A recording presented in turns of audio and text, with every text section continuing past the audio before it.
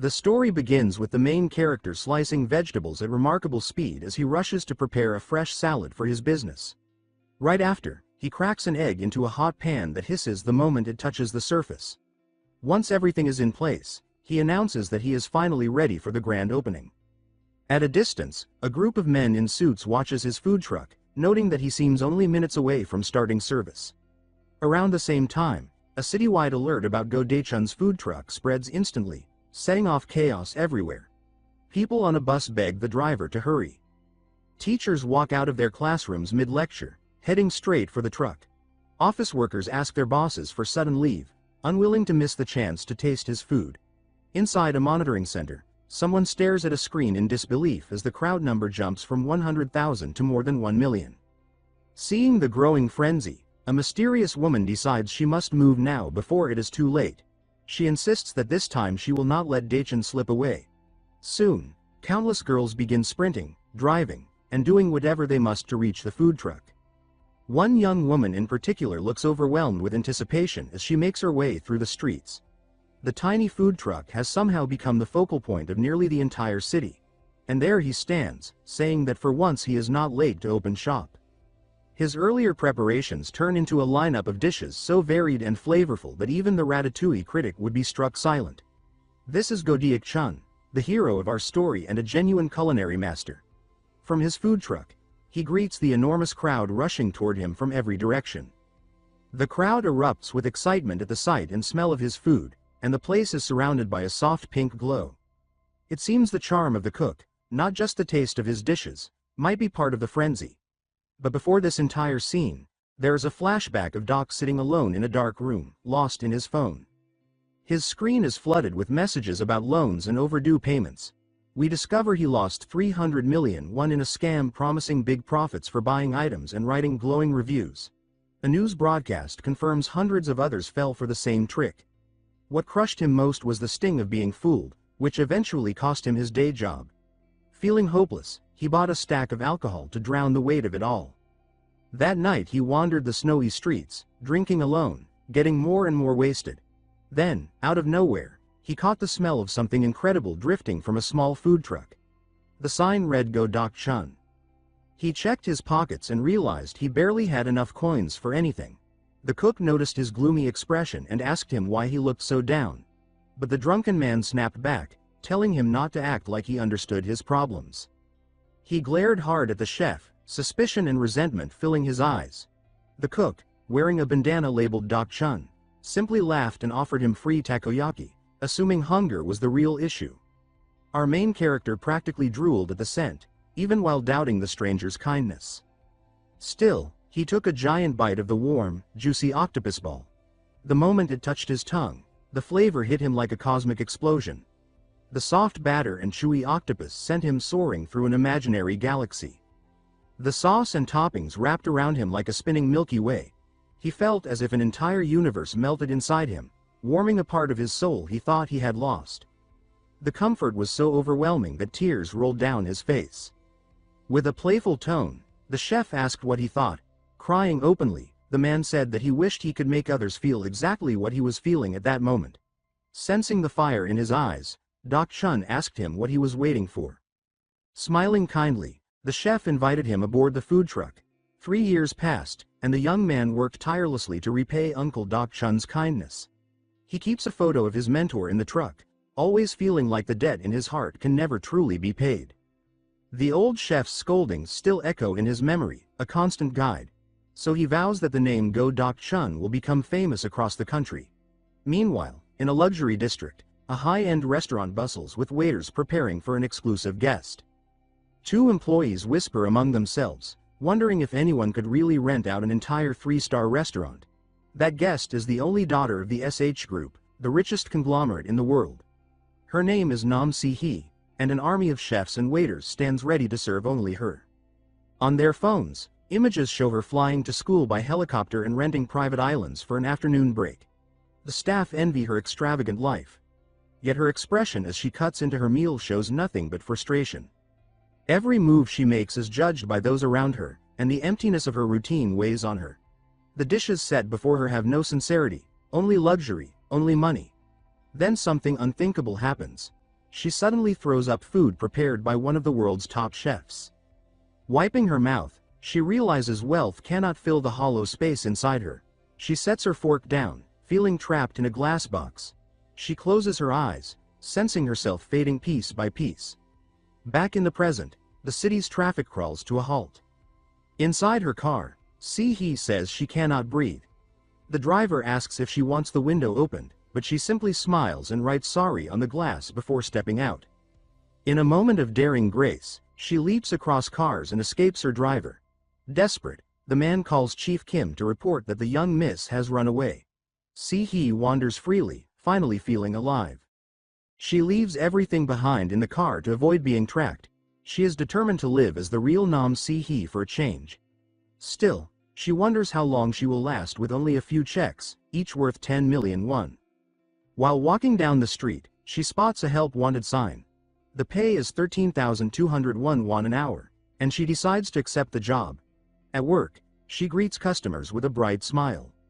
Soon a huge man approaches, questioning the buy one, get one free deal. She calmly confirms it and hands over the items, leaving him stunned. Moments later, a drunk man tries to trade a live chicken for a bottle of soju. To everyone's shock, she accepts the chicken without hesitation. A worried customer asks if she is all right as the store erupts into chaos, with the chicken running wild and people passed out on the floor. She responds with a thumbs up. The owner then storms out and orders everyone to leave. It becomes clear that Se-hee did not perform well and ends up fired from the small convenience store. Somewhere else, another boss kicks her out for dressing like a spoiled heiress. She tries again but gets rejected once more. Hearing that he refuses to work with someone like her, still determined, she tries a corner coffee shop next. There, she is confused, unsure what she has done wrong since she tried to be polite and cheerful. She gets her coffee and asks the price, showing the boss her checks. Sensing an opportunity, he claims the drink costs 60 million won. Se-hee freezes, stunned by the ridiculous price. She apologizes quickly and rushes out while the barista watches in confusion. The boss notices she left the checks behind and tries to call after her. Defeated, she collapses on the sidewalk, overwhelmed by how difficult life is for ordinary people. Crying, she admits to herself that without money and status she feels like nothing. Then a mouth-watering smell reaches her. It is coming from the food truck of our protagonist. The aroma comes from fish-shaped pastries sizzling away. He asks how many she would like, but she can only stare, captivated by the scent. Jun-ho thinks that the girl looks a little strange for staring at him with such intensity. The usually confident Se-hee is completely speechless. Embarrassed, she explains that she has been fired from every job she tried and asks if he accepts credit. He turns down her request, while the ghost of his master mutters that she does not even have 5 won to her name. Her expression falls apart, and once again she feels powerless. The sight reminds the protagonist of his own past, when he felt just as useless. Moved by that memory, he invites her into the food truck, surprising her. He tells her to start by making a fish-shaped pastry. Se-hee fumbles through the steps and he urges her to hurry, saying that he is starving. Unsure of the process, she pours the batter into the mold the way she assumes is right. She then adds the red bean filling, trying to guess the proper amount. After closing the mold, she waits anxiously, praying she got it right. But her first attempt ends in total failure. The pastry comes out burnt, blackened beyond saving. She apologizes, feeling ridiculous for failing at something so simple. To her shock, he picks up the ruined pastry and takes a bite. He says that it is still edible, then hands her a single coin as payment for her effort. After that, he asks whether she wants to work with him, since she has no job. The heiress hesitates, thinking over this sudden offer. When she does not answer fast enough, he says that she does not have to accept. But Se-hee then grabs his hand with the coin in it and accepts with great enthusiasm. She calls him Miss Deok-chun in her excitement, thrilled to finally have something resembling work. When the day ends, she beams as she thanks a customer. With her help, Jun-ho manages to sell out the entire food truck's stock. She then asks eagerly if she was helpful. He becomes awkward, unsure how to respond. He shows her the box of burnt pastries she made and tells her it was just average. Se-hee sighs in relief and promises she will do better tomorrow. He thinks that it does not matter what she calls him, as long as he can make his uncle's name known across the country. Seeing she is cold, he offers her his jacket for the walk home. The simple gesture touches her deeply, and she presses the jacket to her face. Meanwhile, the ghost of Uncle Jun-ho is overjoyed, proud of the protagonist for acting like a gentleman. Back at the truck, Jun-ho offers to give her a ride. An awkward silence settles between them. Then Se-hee admits that she finally found a job but has nowhere to sleep. The revelation shocks both him and the old ghost. He cannot believe the truth. He never imagined a girl dressed like a celebrity might be homeless. He offers her the day's wages and tells her to find a place to stay. She blushes a deep red when he gives her the money. Watching her, he thinks she really knows how to make someone worry. With no clear plan, he simply drives the truck for a while. For dinner, he prepares ramen for her. He explains that ramen is all they have at the moment. The young woman lights up with excitement while holding a small cat. She recalls a fancy seafood noodle dish she ate long ago. She says she has only had ramen once, and he assumes she was so poor she could afford it only that one time. In reality, she never ate simple food because of strict diets. She hugs the cat and comments that it looks a lot like Mr. Jun-ho. He explains that the cat is just a stray that visits from time to time. She says she thought this place was a shelter for it, but he reveals that this is his home, catching her completely off guard. When the ramen is ready, he hands her a bowl. She takes one bite and her eyes shine at the flavor. She devours the food and says it tastes incredible, which leaves him embarrassed. She adds that the noodles are spicy yet soft and asks how he achieved that texture. His secret appears. He beats an egg with a little milk to create a smooth mixture. Then he mixes the cooked noodles thoroughly in the bowl so each strand is coated. Finally, he pours the broth carefully, completing the dish. With her stomach full, she thanks him, saying she cannot remember the last time she ate so much. When it is time to sleep, she says she will stay on the floor so she does not overstep. He closes a curtain and says they can share the space without any problem. Lying down, she asks if he feels cramped, but he claims he does not. The ghost uncle mutters that she is the perfect daughter-in-law and calls the protagonist a fool for not realizing it. Se-hee thanks him for the day, saying she wanted to feel capable on her own, and that he is the first person who ever believed in her. She says that for the first time she lived as the real Nam Se-hee instead of the rich girl. Because he gave her such a precious day, she promises she will change his life. She then asks how much it would cost for him to fulfill his promise. When he does not answer, she decides to open the curtain.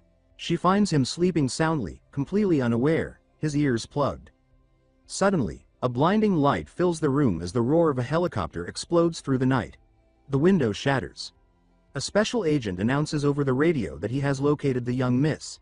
He grabs Se-hee and carries her to the waiting helicopter while she screams for Mr. Jun-ho. The ghost watches in anguish as she is taken away, but the protagonist stays asleep while the old man's spirit cries for his lost daughter-in-law.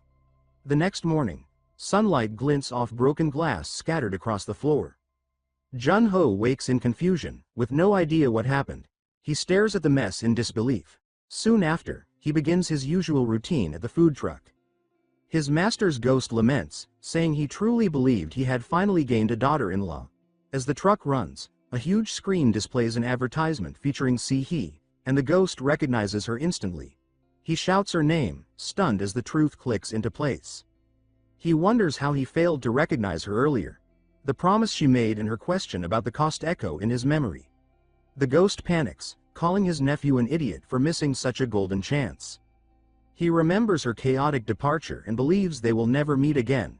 But surprising them both, the heiress suddenly appears and says she has come back. The protagonist asks what happened, since she vanished and shattered his window. She hands him a check as thanks for the previous day and for the trouble she caused. The ghost is stunned when he sees the amount. 1 billion won. The protagonist begins to feel suspicious. He studies the check while the ghost continues to gape at it. Se-hee ignores their reactions and asks what today's special is. Thinking the check is fake, he tosses it in the trash and says today's special is fried chicken. She becomes thrilled at the idea of tasting the famous Korean chicken. The ghost panics and screams that the money is real as he desperately reaches into the trash for the check. Se-hee asks if she can help, and the old ghost scolds her for not noticing the mistake. Jun-ho starts sweating when he sees her reaction. Se-hee is shocked, saying she knows 15 languages but has never made batter before. Even so, she ties her hair back with determination and says she will try her best. He watches her with a bored stare, unimpressed by her spirit. He warns her that her clothes might get dirty, and she asks if her outfit is appropriate. Then she begins to change right there in the food truck. She takes off her oversized clothes and tosses them aside. Underneath, she reveals a snug and comfortable workout set. The protagonist turns bright red, stunned by how revealing it is. Then Se-hee grabs a bowl and dumps its contents straight into the hot oil.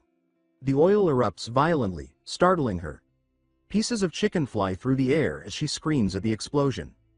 Acting fast, he shields her from the splattering oil with his body. He asks if she is all right while the hot drops burst around them like sparks. Her heart races as she looks at him, wondering what to do with this amazing man inches from her.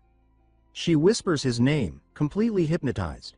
Just then, someone calls out for Se-hee, snapping his attention away. Se-hee is stunned and says her mother's name as the two remain frozen in that close moment. A flashback surges through her mind. In a recording studio, someone announces that the chairwoman of the SH group has arrived.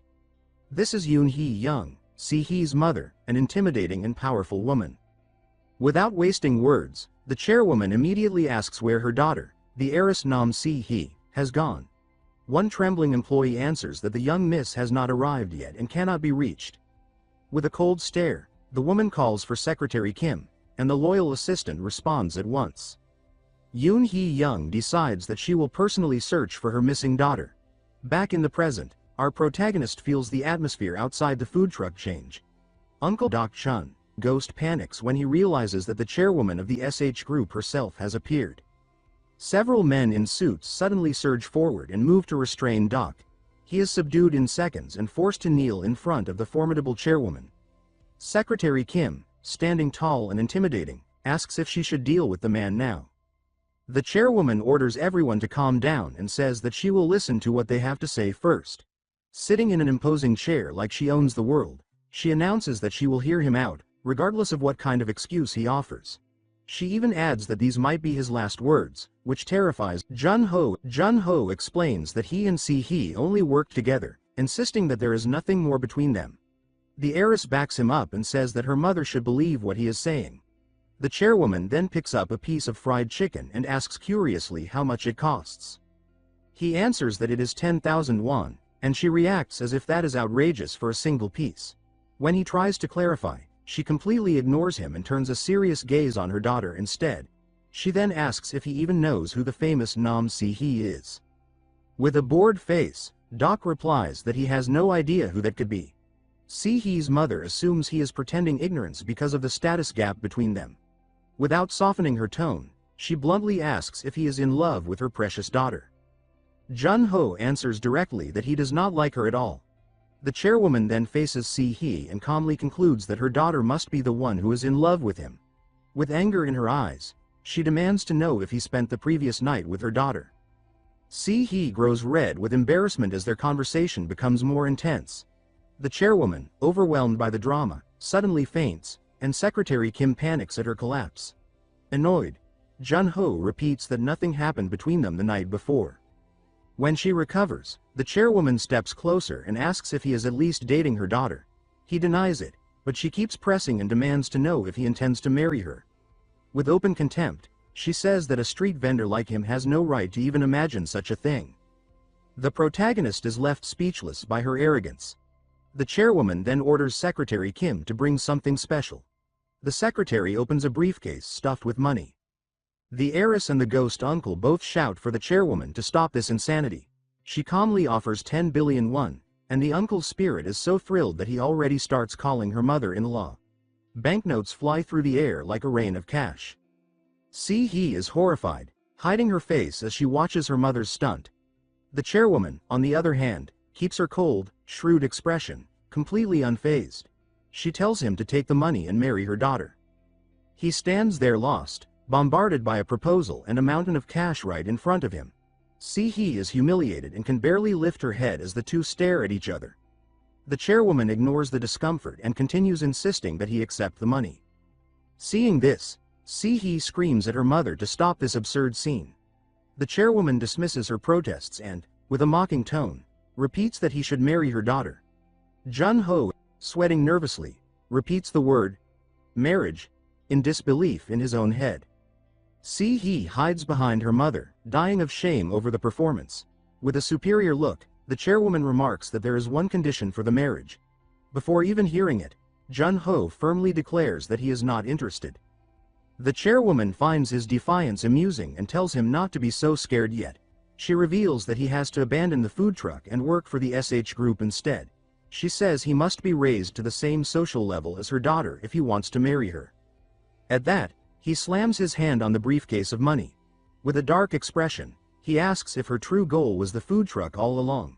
Moving closer, he says that he has a good nose for things like this, which clearly startles her. He leans in and says that he thinks she smells like a con artist. The chairwoman admits that she likes his spirit, but she adds a final condition. With a furious glare, she says that she despises any horse that cannot be tamed. Jun-ho grabs some food and declares that he will never hand over control to anyone. Turning his back on her, he says that she should not come looking for him again. He adds the same message for Se-hee as well. Se-hee is heartbroken and reaches out to him, but he is already gone. Elsewhere, the towering headquarters of the SH group fills the city skyline. Inside, a polished nameplate marks the office of the chairwoman. In that office, Se-hee confronts her mother and says that she has spent her entire life obeying her wishes. She says that for the first time, she has something she wants for herself. She cries out that she found someone she likes and asks if money is really the problem. Her mother simply holds her coffee cup, silent and distant, while listening to her daughter's rant. Then she asks if Se-hee is looking down on the man because he is just a stray she picked up. The heiress is left breathless and unable to respond to her mother's cruelty. With a completely icy look, the chairwoman asks if her daughter is done with her little performance. She steps closer and says that she does not care who her daughter dates, because no one can ever stand on their level anyway. In a cold, dark tone, she says that she will allow her daughter to have that man. She adds that in order to keep him, Se-hee simply has to ensure that he can never again work in that pathetic food truck. Her mother intimidates her, saying that she must obey for the sake of the SH group and that she has to do as she is told, just like she always has. With tears filling her eyes, Se-hee feels cornered while her mother calls her a good girl. Meanwhile, life at the food truck appears to return to normal. The protagonist talks to his uncle's photo and says that he protected the truck his uncle left behind. The ghost complains that he threw away 10 billion won for that same business. Jun-ho's thoughts drift back to Se-hee. He recalls how similar she seemed to him in the past but wonders if she only wanted the truck after all. Jun-ho taps the photo angrily as he realizes he was almost scammed again. Looking at his own reflection, he says that he will protect the food truck with his life. At the company, Secretary Kim hurls herself against a locked door, begging the young miss to calm down. Inside her room, Se-hee throws herself onto the bed and screams that everything is her mother's fault.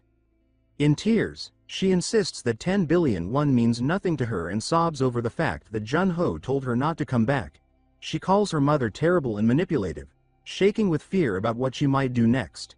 She feels she has to protect him somehow. Then she remembers Jun-ho's serious but gentle face. She thinks about the moment he warmed her with his jacket, and that intense moment they shared in the food truck. With her cheeks burning, she admits to herself that she is already completely in love with him. Sitting up on the bed, she suddenly gets an idea. She shouts for her secretary at the top of her lungs. Rushing out, she grabs Secretary Kim and orders her to prepare everything immediately. With a fierce and determined look, she reveals her big plan, a proposal. Meanwhile, on a bright morning, the stray cat belonging to the food truck naps peacefully. Jun-ho wakes up and comments that the weather is perfect for business. He then frowns and wonders why a helicopter is so loud this early in the day. Looking up, he sees a helicopter airlifting his entire food truck into the sky. He freezes, unable to process what he is seeing. Then reality hits and he screams that his truck is being kidnapped. In a panic, he yells at the helicopter to stop at once, but of course no one listens. With no time to think, he starts sprinting after it. He soon realizes he cannot keep up and quickly rents a bike to chase the flying truck. Pedaling with everything he has, he struggles not to lose sight of it. Exhausted, he reaches a building and demands that they give his truck back. As he looks ahead, he is completely thrown off by what he finds. A brand new food truck stands there, a monstrous high-end model, wrapped in a huge gift ribbon. Slowly, its door opens like the curtains of a concert stage. To his astonishment, Se-hee appears inside, wearing a dazzling wedding gown. She calls his name with a loving gaze and a radiant smile. She says that she prepared all of this wholeheartedly, just for him. She happily tugs on the giant ribbon around the truck while he stands there speechless. On the side of the vehicle, the words "SH Dining Cruise" are written in elegant golden letters. She proudly says that this is an ultra-luxurious food truck built especially for him. She steps closer and says that from now on, the two of them will be together in that place. Furious, he slams her against the wall and demands to know what she has done. A flashback then shows Se-hee in a kitchen, wearing an apron and looking like a housewife. She tries to chop vegetables but clearly has no talent for it, until someone steps in to help. She reacts with surprise when a pair of hands gently guides hers. Jun-ho appears behind her and assists her, holding her hands with care. He tells her in a soft tone that he already warned her not to do anything risky. Flustered, she answers that she only wanted to be helpful to Mr. Jun-ho. Doc embraces her and says that her presence alone is already a gift. In an intensely romantic moment, he confesses his love and they share a passionate kiss. But it all turns out to be just a dream. In reality, Se-hee is leaning in and trying to kiss Secretary Kim. The secretary pulls away, confused, and asks what is so great about that man. She then remembers that the young Mrs. Simplest assets are worth around 900 billion won. On top of that, Se-hee owns a hidden art collection valued at 30 trillion won, as well as a private space station and fleets of secret submarines. The secretary practically has a breakdown, saying that compared to all that, poor Doc has nothing but one tiny little food truck. Se-hee explains that Jun-ho filled an emptiness inside her that nothing else ever could. She says that out of everything she owns, not a single thing was truly something she wanted. Now, for the first time, she has something she genuinely desires, and she declares that she has no intention of losing it no matter what. She thinks that the moment with him in the food truck felt like pure magic, a moment where her status did not matter at all. She believes that in that tiny space she discovered a kind of happiness that money can never buy. She insists that she prepared all of this for herself, simply because she wants to be happy. She adds that, of course, she also intends to make Mr. Jun-ho the happiest man alive. Comparing herself to Cinderella, she promises that she will change everything for his sake and turn him into a real prince. She says that he should not worry, and that all he has to do is step into the glass slippers and come to her. Her fairy tale shatters the next second when she is brought back to reality. Jun-ho casually crushes the glass slippers under his foot without any hesitation. With a dark expression, he reaches out, moving in closer. Still furious, he keeps her pinned in place and demands to know what she has done with his original food truck. He tells her not to stain his uncle's name by attaching it to that flashy new truck. Se-hee is completely overwhelmed and asks why he is acting like this. Secretary Kim snaps and yells at him for treating the young miss so roughly. Jun-ho recalls the news broadcast about the scam that cost him everything in the past. He explains that he knows exactly how people use sweet words as bait to swindle others and take everything from them. He states firmly that he refuses to fall for the same trick again, which leaves the secretary baffled. He turns to Se-hee and says that it does not matter if she is an heiress or anything else. He points at his uncle's name on the truck and declares that he has no intention of abandoning it. With a defiant stare, he thumps his chest and tells them to just try taking his food truck away from him. Se-hee blushes and starts wondering what he truly meant by those words. She realizes that, to him, it does not matter whether she is rich or not. Because of that, she completely misreads his meaning, convincing herself that he was talking about his heart instead of the truck. Everything clicks in her mind, and she suddenly becomes incredibly hopeful. The protagonist looks at both of them with a serious expression. By now, Se-hee is entirely in love with him. After that, Jun-ho returns to work, focusing on making his signature corn dogs. He finishes each one with the expert flair of a seasoned chef, sprinkling salt in a stylish motion. Smiling, he offers the fresh corn dog to the next person in line. Watching from the shadows, Se-hee promises herself that she will help him sell every last item that day. He finds the whole situation suspicious, but he cannot deny that business is booming. Even so, he starts to notice something odd about the customers. One of them loudly praises the food before even taking a bite, and that instantly raises his suspicions. In disguise, Se-hee spots him scanning the area, clearly on alert for anything shady. While the cat naps calmly nearby, Jun-ho chooses to ignore the strange crowd and calls the next customer forward. The heiress steps up and declares that she will buy everything, but he recognizes her immediately. She tries again with a different disguise, yet he repeats that he will not sell to Miss Nam Se-hee. Refusing to give up, she appears once more in an adorable costume, and this time he completely loses his patience. He calls her stubborn and yanks the oversized kitten head off her. Frustrated, she asks why he refuses to sell food to her. She insists that he should at least give her a chance, while he questions the basis of her confidence. Se-hee raises her voice and asks what she has to do, saying that she is willing to do anything. Jun-ho seems to mull over her words for a brief moment. Then, without warning, he suddenly pulls her into a hug. She is stunned by his unexpected gesture. Blushing hard, she starts panicking internally, convinced that she is not ready for this kind of moment. She imagines a dramatic, romantic kiss unfolding between them right then and there. She closes her eyes and steels herself, saying that she is ready for Mr. Jun-ho. Jun-ho just stares at her in confusion and asks what Miss Nam Se-hee is doing. It turns out he was only trying to tie an apron around her waist and has no idea why she is reacting that way. He tells her that if she wants to eat, she has to earn it like everyone else. Fired up, the heiress changes outfits and accepts his challenge, thrilled at the chance to work with him. He is irritated by her extreme enthusiasm, so he simply tells them to get started, and she agrees, though a little deflated. On the job, the heiress diligently serves customers while someone quietly snaps pictures of her from the sidelines. In one photo, she beams with joy while trying to drizzle sauce on a corn dog, but the sauce completely misses the target. In another, she nearly causes the fryer to explode, sending Jun-ho into full panic mode. After all the chaos, she finally gets to taste a corn dog that she made herself. The last photo captures the two of them at the end of the day, sharing a very sweet and charming moment together. It is revealed that Secretary Kim is the one taking the pictures while speaking to the chairwoman on the phone.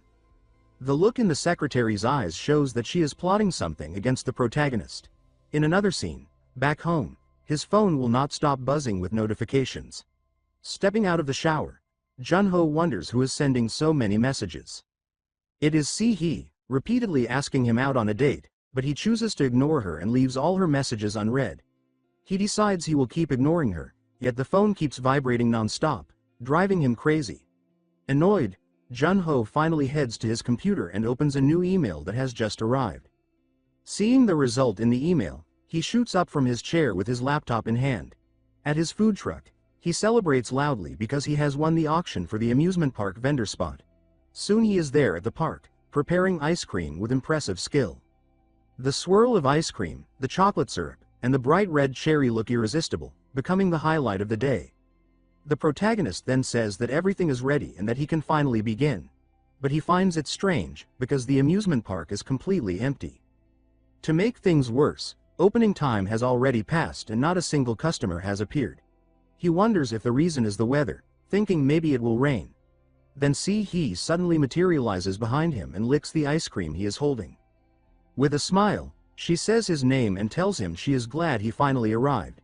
He is stunned and asks how she managed to find him. A light goes on in his mind, and he begins to suspect the truth. With narrowed eyes, he asks if the amusement park belongs to the SH group as well. Se-hee shakes her hand in denial and tells him he is wrong. She then reveals that no other customers will be showing up today, which infuriates him. She tosses money into the air and proudly says she rented the entire amusement park just for them. She adds that if she does this for the whole month, only she will be able to buy from him. Hearing this, he realizes he is completely trapped, and she gives him a triumphant smile. Still holding him by the wrist, she cheerfully tells him to focus only on her today. She drags him through the empty park as if guiding him through their own private world. Far away, Secretary Kim watches everything unfold and says she will step in for the chairwoman. But the chairwoman replies that she will handle the orders herself and instructs Secretary Kim not to interfere. Then she asks if the secretary does not trust her. Filled with frustration, Secretary Kim clenches her fist so tightly that she punches the wall and cracks it. With fiery determination, she says she will prove her worth in her own way.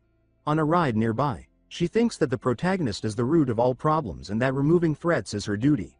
She decides she must neutralize the danger before anything gets worse. She concludes that to eliminate the threat, she must seduce him. She recalls spending 5 million won on a professional dating course, feeling confident because she has mastered every relationship theory in existence. Meanwhile, the protagonist, completely unaware, is sweating nervously under her intense stare.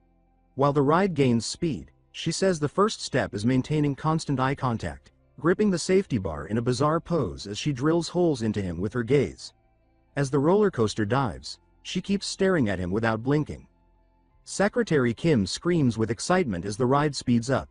Se-hee laughs joyfully and shouts his name with pure happiness. On another ride, the secretary grabs him from behind, applying her physical touch technique. During a water ride, all three of them get soaked, and the secretary thinks her plan is flawless. Se-hee shouts that she is having the time of her life. Afterward, dripping wet, the protagonist sees Se-hee holding up a photo she took of the moment. She says it is perfect timing for something she wanted and pulls him by the hand. Soon they appear wearing school uniforms for a classic amusement park photo shoot.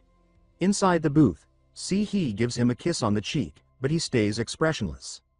Her kitten headband makes her look even cuter, perfect for the date she dreamed of. On the pirate ship ride, Se-hee lets go of the bars and starts clinging to him, bouncing with each swing. Seeing this, Secretary Kim leaps from her seat and calls the protagonist a loser. But when the huge ship drops down, she loses control. She realizes her mistake in slow motion and reaches out, shouting for the young miss to grab her hand. The protagonist asks how she can call herself a bodyguard when she cannot even stay upright on a basic ride. Secretary Kim, furious, demands to know what he just said. In her rage, she grabs his arm. In one swift movement, she flips him over her shoulder and slams him into the ground. Dazed, he asks if she did not just tell him to hold her hand. The secretary then pulls Se-hee close and questions why he is unaffected by everything. She cannot understand why her seduction techniques are failing so miserably. She insists that her theories are flawless and wonders what went wrong. With Plan A ruined, she decides it is time for Plan B, gripping the ride's steering wheel with all her strength. She starts spinning it at maximum speed. Se-hee squeals with delight, enjoying the ride's extreme spin. But the protagonist becomes dizzy and begs her to stop. Her plan is simple: disorient him and then overwhelm him so she can reset his thoughts. The ride spins so violently that it becomes a literal tornado. Jun-ho and Se-hee scream in panic as they whirl around. Fed up, the protagonist grabs the secretary's wrists and tells her to stop her madness. Secretary Kim freezes because he suddenly holds her hands. He looks at her with a deep, unbroken gaze, and she feels her heart thump wildly. His firm grip and intense eye contact make her own theory backfire spectacularly. She becomes completely red-faced and speechless at his unexpected touch. He says that he is dizzy, and she wonders if she is the one falling for him instead. He tells her to let go, but she refuses, and he warns that he will get sick if she continues. She realizes he nearly reversed her entire plan and thinks he is not an ordinary man. Then she glances sideways and thinks that the young miss absolutely cannot see him like this. Feeling queasy at an amusement park, Secretary Kim holds her up and apologizes for the young miss's condition. It seems that Jun-ho is tagging along with them through the park. Suddenly, Se-hee becomes horribly embarrassed by what just happened. She tries to blame Secretary Kim for the loud stomach growl, but Jun-ho has already heard it clearly. The secretary reluctantly accepts the blame, but Jun-ho knows perfectly well that it was Se-hee. Secretary Kim turns red with anger and shame over the situation. The heiress then announces that she is going to the restroom and asks Jun-ho to wait for her. While he waits, Jun-ho picks up a toy gun from a nearby stall. Secretary Kim challenges him to a shooting game, proposing a bet. He gives her a bored look, clearly not very interested. He takes aim and asks her what she really wants from this. Staying blunt, the secretary cocks her own gun and says that she will be straightforward. She tells him to choose one out of two options she is about to present.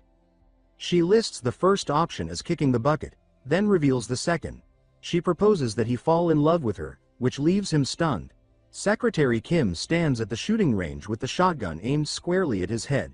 She calmly tells him to choose, saying that he must either die or fall for her. He stiffens with the game gun still in his hands and demands in utter confusion what she is talking about. thinking that the weapon pointed at him looks frighteningly real. She replies in a cold voice that she will permit him to like her, but only if he keeps his distance from the miss. He lowers his own gun to his shoulder and grumbles that everyone in that family seems desperate to push him away. He adds that even if she delivered a truck full of Ms. Nam Se-hee, he would have no use for her, asking them to simply cart her off. He begins to say that he would never want a woman who only cares about his truck, but before he can finish, she pulls the trigger. The sudden blast makes him freeze as he watches the projectile dart toward him, wondering in horror if she truly fired a real round. Her fury ignites as she repeats his words and shouts that he says he does not need their miss. The rubber bullet slams into him and drops him to his knees. Grabbing his upper arm, he yells that his shoulder is killing him, but when he checks under his shirt he realizes in bafflement that nothing seems damaged. She pumps the shotgun and explains that it is a rubber round used for riot control, though she adds that making him lose the use of that arm permanently is not out of the question. She leans closer and warns that this is his final chance, then demands loudly that he admit he likes her. Staring up at the barrel, he thinks bleakly that she is completely unhinged. He suddenly bolts, deciding they need to get out now. More shots crack behind him as he runs. Nam Se-hee appears ahead, waving happily and calling out to Mr. Jun-ho.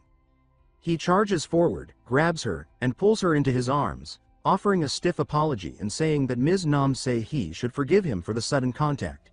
She blushes, manages a shaky yes, and then gasps when he sweeps her off her feet and carries her away. Secretary Kim shouts that he is taking the miss hostage, as she watches them disappear, groaning in exasperation yet silently urging him to keep going. She watches his retreating figure with the miss in tow and thinks that he should run, Jun-ho. Then she straightens and decides privately that if she cannot have him, she will simply break him. Later, in a haunted school building, Uncle Deok-chun greets the pair, welcoming them and declaring that they have entered the cursed halls, not that they can see him anyway. In the dim red corridor, Nam Se-hee clings to Jun-ho's arm and asks if he has finally agreed to go on a date with her. He answers that for now she should just stay close, thinking that they can hide here and stall for time. Blushing, she whispers her agreement. Above them a camera rotates, and on her tablet Secretary Kim watches the feed, remarking that she cannot believe he walked into that place by choice, which she had personally modified earlier. She describes that the haunted house is the park's most famous attraction and notes that for their miss, with her reflexes and athletic skill, it is nothing more than child's play. Jun-ho mutters that it does not seem that bad, right before the entire set erupts. Se-hee says it is because the house is extremely realistic. He wonders whether they will survive. Nam Se-hee laughs that it just became even more entertaining as 3 arrows shoots towards him. Before it's too late, Se-hee slams into him and knocks him flat. Standing over him, she tells him not to worry and promises she will stay near and protect him. Under the purple lights he stares at her, sweat gathering at his brow, thinking that staying here means certain death. Elsewhere, Secretary Kim stares at her tablet, murmuring wait, and then insisting that something feels wrong as she sees him shielding the miss. Soon after, he hoists Nam Se-hee and sprints, a horde of ghouls stampeding behind. Kim thinks that if this continues, Jun-ho would be the only one helping Se-hee. He snatches a flashlight from the floor. In another corridor, darkness swallows everything until his beam flicks on. The light lands on a long-haired girl crouched ahead. The sight makes him jerk back, stammering in horror and barely forcing out a fragmented what the before the apparition lunges straight into the light. Secretary Kim Ghost Girl Edition hurls herself at him, her leg going for his face. He barely manages to dodge backwards while the flashlight beam slices frantic arcs through the dark. He scrambles upright with the light extended and yells that this is completely insane, while Nam Se-hee stands back completely nonchalantly. He sweeps the beam across the hallway and pants that he has no idea where the ghost went. The corridor reveals only dust and toppled props. Then, as he turns, he spots the shrouded figure lying coming at him from above. While he hesitates, the figure snaps upright, red eyes blazing through the cloth. Nam Se-hee sees a red button. She wonders what it is and clicks it without hesitation. Just as she did that, while Secretary Kim almost had him, a cage fell from above, trapping them both. They crash in a tangle of limbs and fabric, their screams overlapping. Secretary Kim lets out a stifled grunt as she opens her eyes to see their lips touching. Her thoughts halt for a second, wondering if those are truly his lips. Completely embarrassed, Secretary Kim kicks him off of her with force, sending him crashing. With her face bright red, she says that she is going to kill him. Flat on his back, he can only wheeze that he wants to go home. Se-hee crouches near him in a wash of pink light, smiling brightly and telling him they have no time to rest. Soon they are running again across the open plaza as carousel lights whirl around them. Behind them, Secretary Kim charges in pursuit, slamming a control on her wrist device and shouting that he will not escape, while digital prompts say that her speed has increased. On the carousel platform, they are finally cornered by the railing and spinning lights. He looks around in despair, thinking that that woman is relentless to the very end. Se-hee presses close to his arm and exclaims that they are trapped, while he eyes her suspiciously and wonders if she orchestrated all of this. Exhausted, he begs her to stop.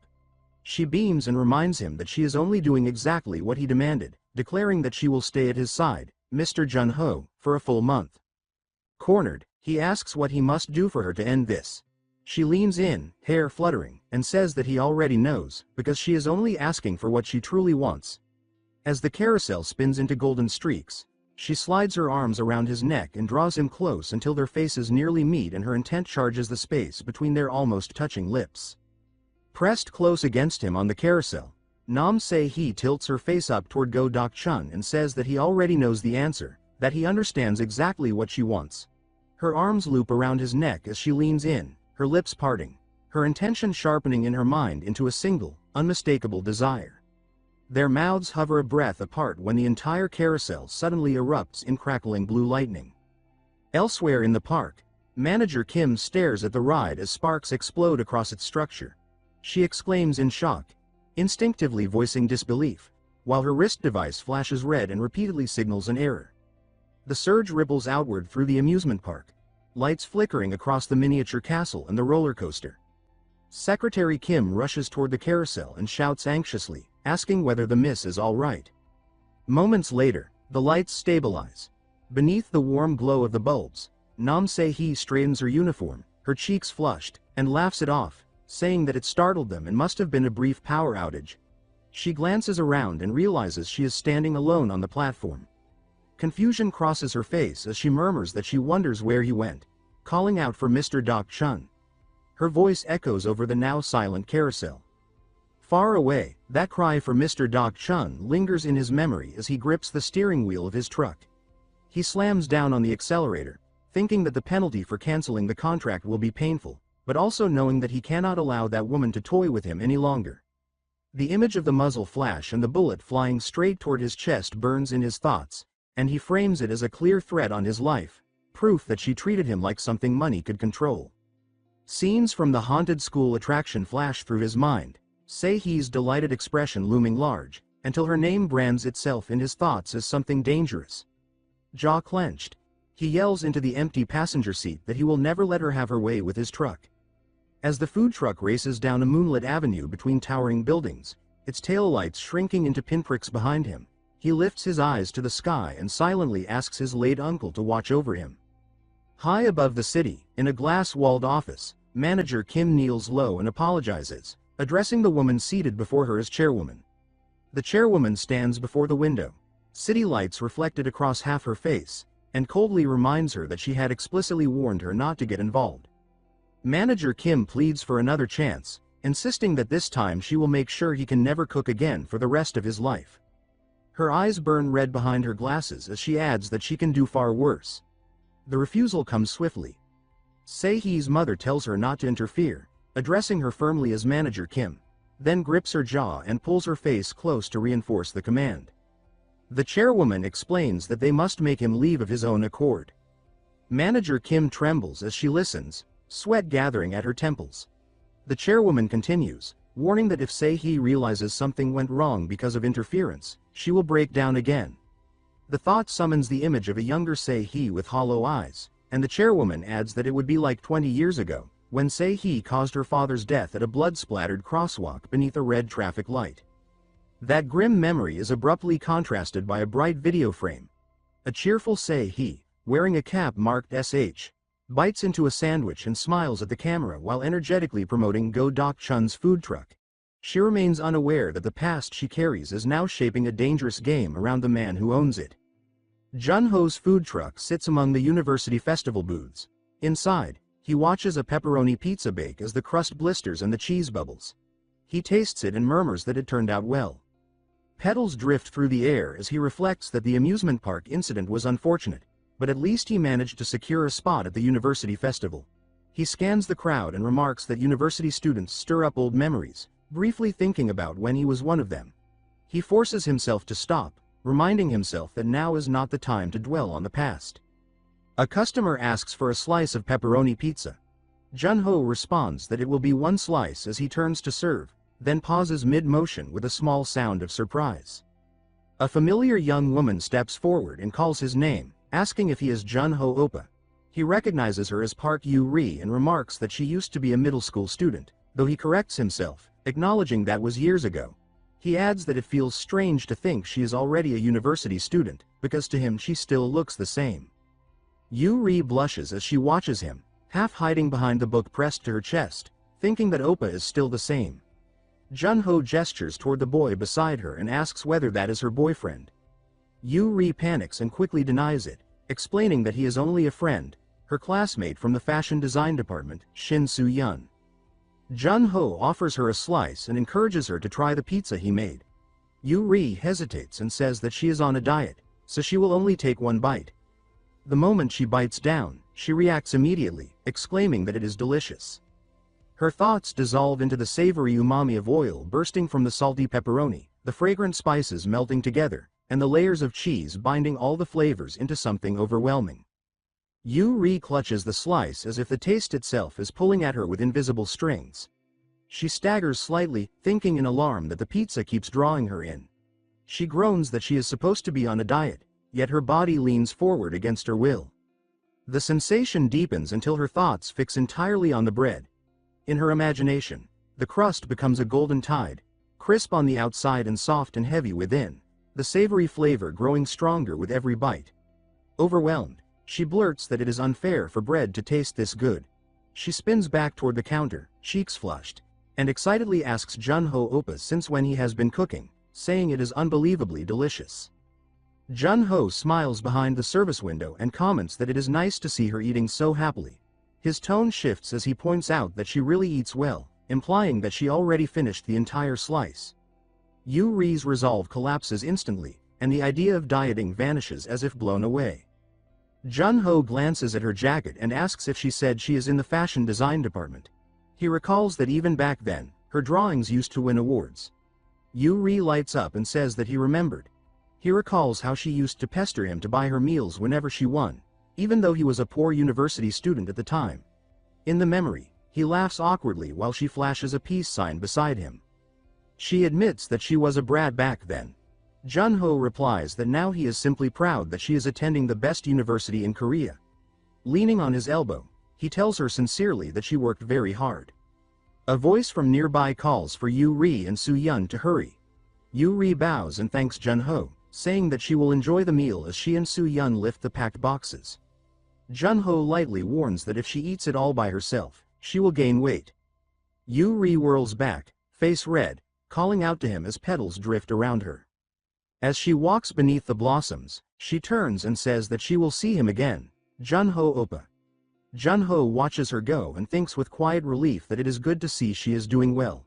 Elsewhere, the warmth shatters as a phone vibrates in the dark. The glowing message reflects in her glasses, repeating that they must kill, must kill. The ringing stretches on as purple scales seem to close in around Yu-ri. She pleads in a trembling voice, begging again and again to be let go. Someone suddenly calls out Park Yu-ri's name, and her pupils snap back into focus as if she has been caught mid-thought. Startled, she blurts that she heard them and that she is sorry, her voice too loud for a classroom that had been half asleep. On the page in front of her, her pen keeps moving anyway, scratching out lines that look like Jun-ho. Her cheeks heat up as she quietly giggles to herself that he is handsome, the thought ballooning in her head until it feels like it might burst. Park Yu-ri's name gets shouted again, louder by the professor. Outside, she spots him and thinks in a rush that it is Oppa. The realization makes her flustered enough that she stumbles, bumping into someone and immediately sputtering that she is really sorry. A friend leans in and asks why she is acting weird today, asking if something is wrong.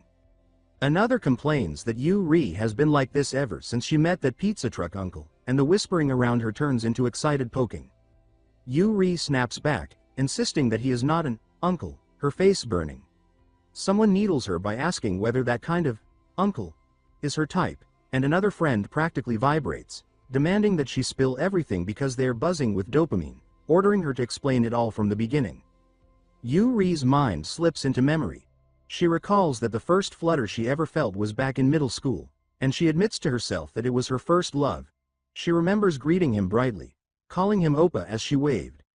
She remembers candy appearing in his hand every time they met, and she remembers him teasing that she never refused and that she was going to get fat. She remembers punching him in protest and yelling that Oppa always gave them to her anyway, while he only laughed. Those tiny moments pile up until her heart feels too full to hold them. In winter, snow drifting through the air, he had called her name and asked what she was doing outside in the cold. She had thrust her hands forward and said she came to give him a Christmas present. He had looked at it, then told her she should give things like that to her boyfriend. She had gone quiet, then called him Oppa again, voice shaking as she said that she was a high school student now. She had promised that in just 3 more years, she would be a university student. In the falling snow, Yu-ri hugs her scarf closer and asks, with cheeks red and eyes shining, whether she can confess to him when she goes to university.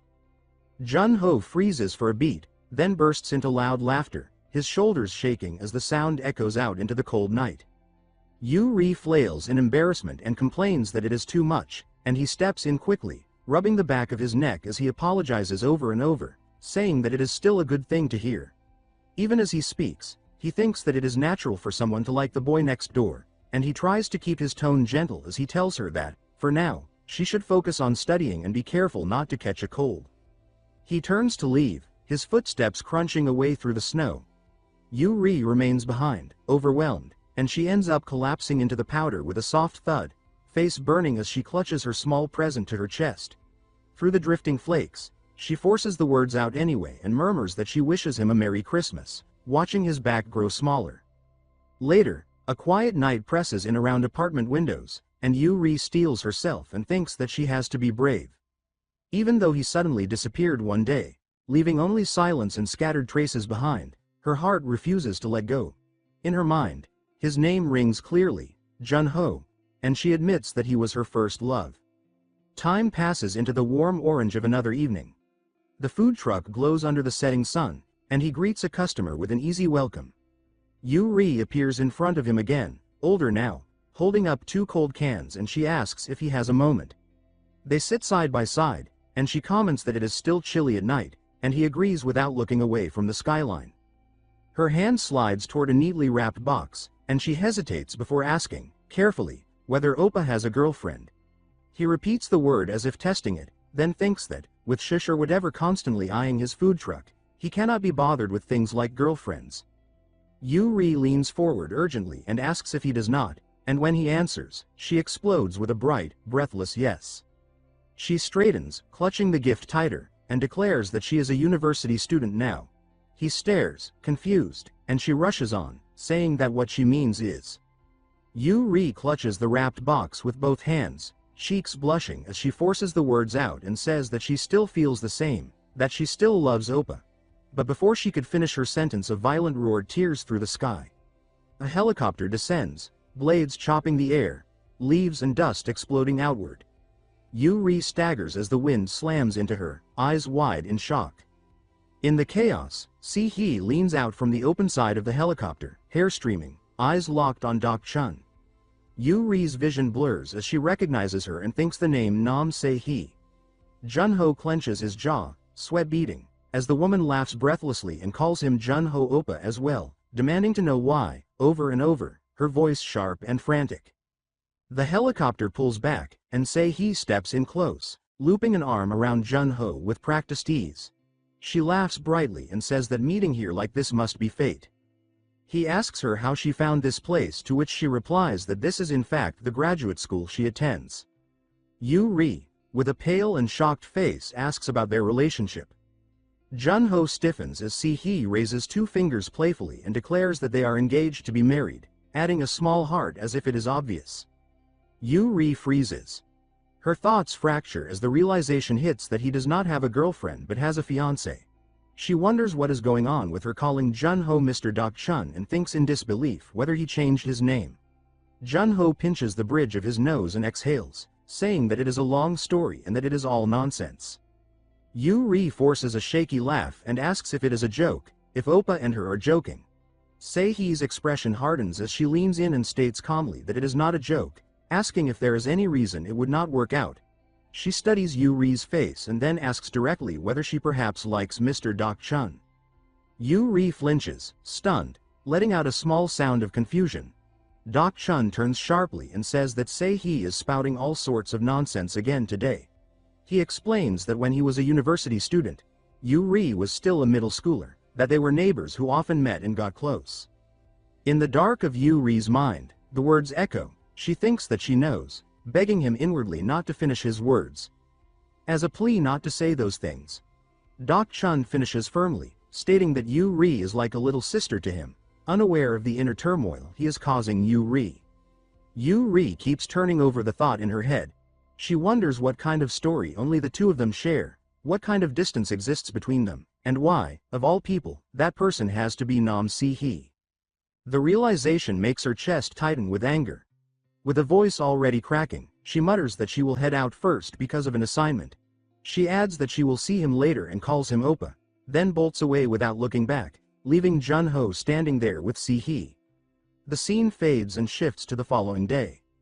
Near Jun-ho's food truck on the university campus, his cat lounges close by. Se-hee approaches with an exaggerated puppy-like expression and says that she is hungry. Jun-ho lifts up a slice of pizza and asks her if she likes pizza. She replies that she once ate pizza at a 3-star Italian gourmet restaurant, but she did not like it at all. Crossing his arms, Jun-ho tells her that means she has never actually had good pizza. Se-hee lights up at that and excitedly tells him to make her a delicious one, then. Jun-ho, however, has something else in mind. He hands her an apron, and she asks if she really has to work for it. He responds by saying there is no reason he would just give it to her and asks what is even special about her. She immediately starts listing her features, saying that her eyes are pretty, her nose is pretty, and continues on until Jun-ho is clearly fed up with her antics. He tells her to focus. He explains that pizza starts with the dough, though they will be using dough that has already been fermented. While he talks, Se-hee casually munches on one of the ingredients, prompting Jun-ho to scold her and tell her not to eat it. He begins the first step by sprinkling flour over the dough and spinning it to spread it evenly. Se-hee, meanwhile, messes around and pokes a hole straight through her own dough. Jun-ho reaches out, takes her hands, and guides her movements, explaining that stretching dough by hand is harder than it looks. The closeness makes Se-hee blush, and she quickly asks what the next step is. Jun-ho leans closer to her face and demonstrates by spinning the dough up into the air. He explains that using centrifugal force helps the dough spread evenly. A group of women gather around the food truck, filming Jun-ho's impressive pizza skills. He then tells Se-hee to try it herself, but when she does, the dough and ingredients go flying everywhere. Afterward, they add the toppings and slide the pizza into the oven for 10 minutes. Soon, the bacon potato pizza with extra mayonnaise is complete. Se-hee takes a bite and clearly enjoys it, describing how the fluffy, chewy dough fills her mouth. She says that the bacon and wedge potatoes burst with flavor, cutting through with the tangy acidity and spicy kick of the special tomato sauce. At the end, she adds that the cheese and mayonnaise smash everything together, making it feel like she is committing a sin against her body. Even so, she admits that the dopamine rush will not stop and that it tastes insanely good.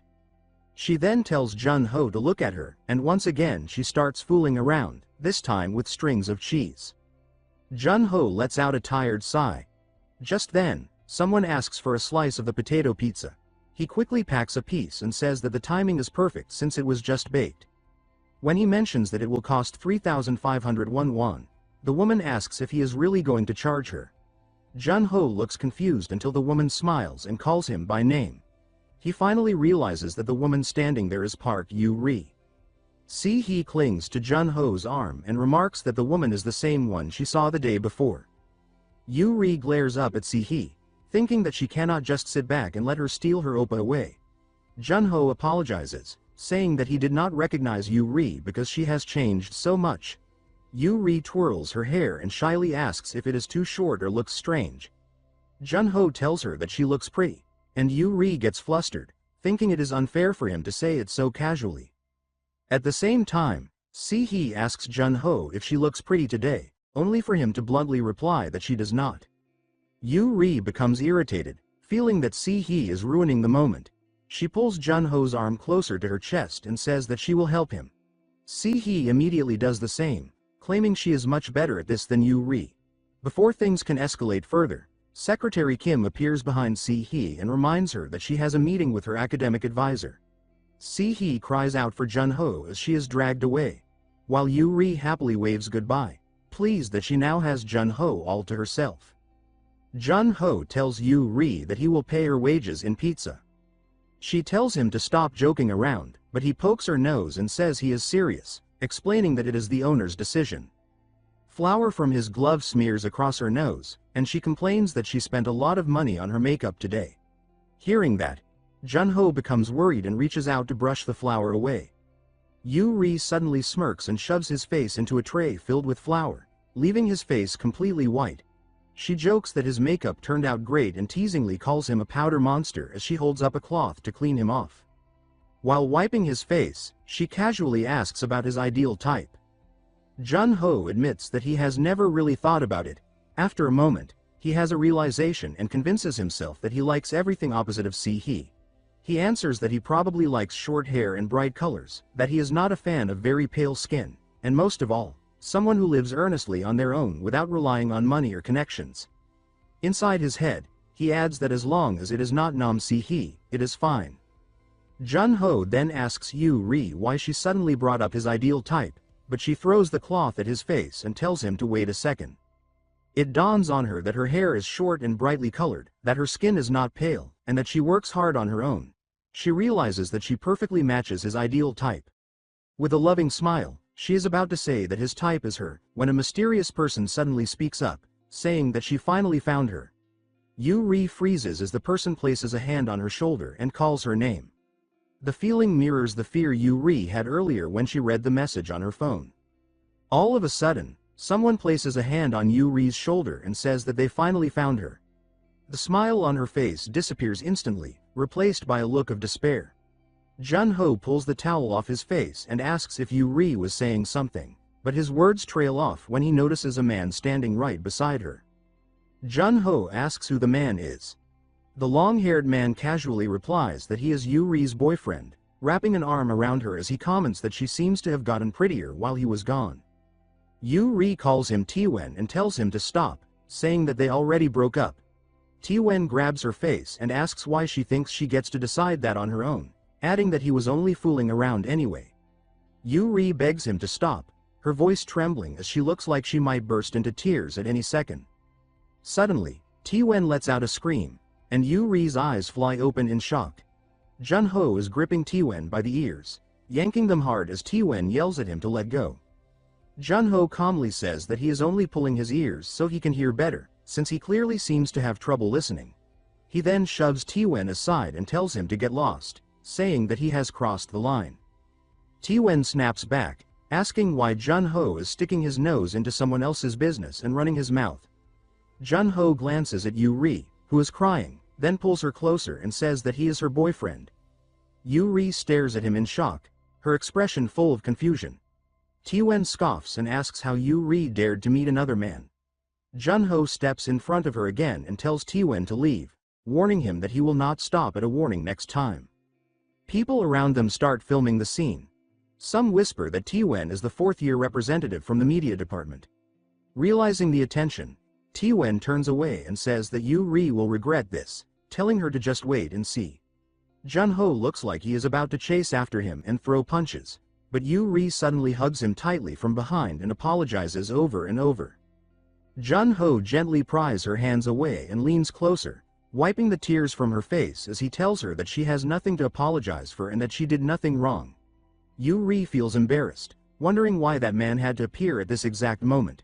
She hugs Jun-ho again and admits that she cannot help but like him even more now. Just then, someone calls out to her. Yu-ri says that it sounds like one of her friends and asks what is going on. At the same time, She realizes how close she is to Jun-ho and suddenly knees him in the face without thinking. Blood starts to trickle as Jun-ho protests that she was the one who hugged him first. Yu-ri hurriedly apologizes, saying she was startled. Jun-ho tells her to use only one tissue because they are expensive. Yu-ri peeks out from the food truck and asks her friends to wait for a moment. They shout back that it is urgent and related to their department. Yu-ri rushes off toward the department, with no idea why Jun-ho ends up following her. One of the members explains that T-Wen just cut their funding for snack ingredients and told them that Yu-ri has to apologize to him in person if they want the money back. The others complain angrily, saying this ruins everything, that they cannot sell anything today or they will have to pay out of pocket, and asking why they have to suffer over something that is Yu-ri's fault. Yu-ri apologizes again and says she will somehow fix it by talking to him. Jun-ho asks whether the ingredients they already have are not enough, somehow slipping himself into their stall as he speaks. Yu-ri asks what he is talking about, and the others explain that those are leftovers from the previous day, the food they failed to sell. Jun-ho ties a towel around his head and asks why they are just standing there, telling them to get ready to sell. Before long, a huge crowd forms in front of the stall, and the food starts selling out at a rapid pace.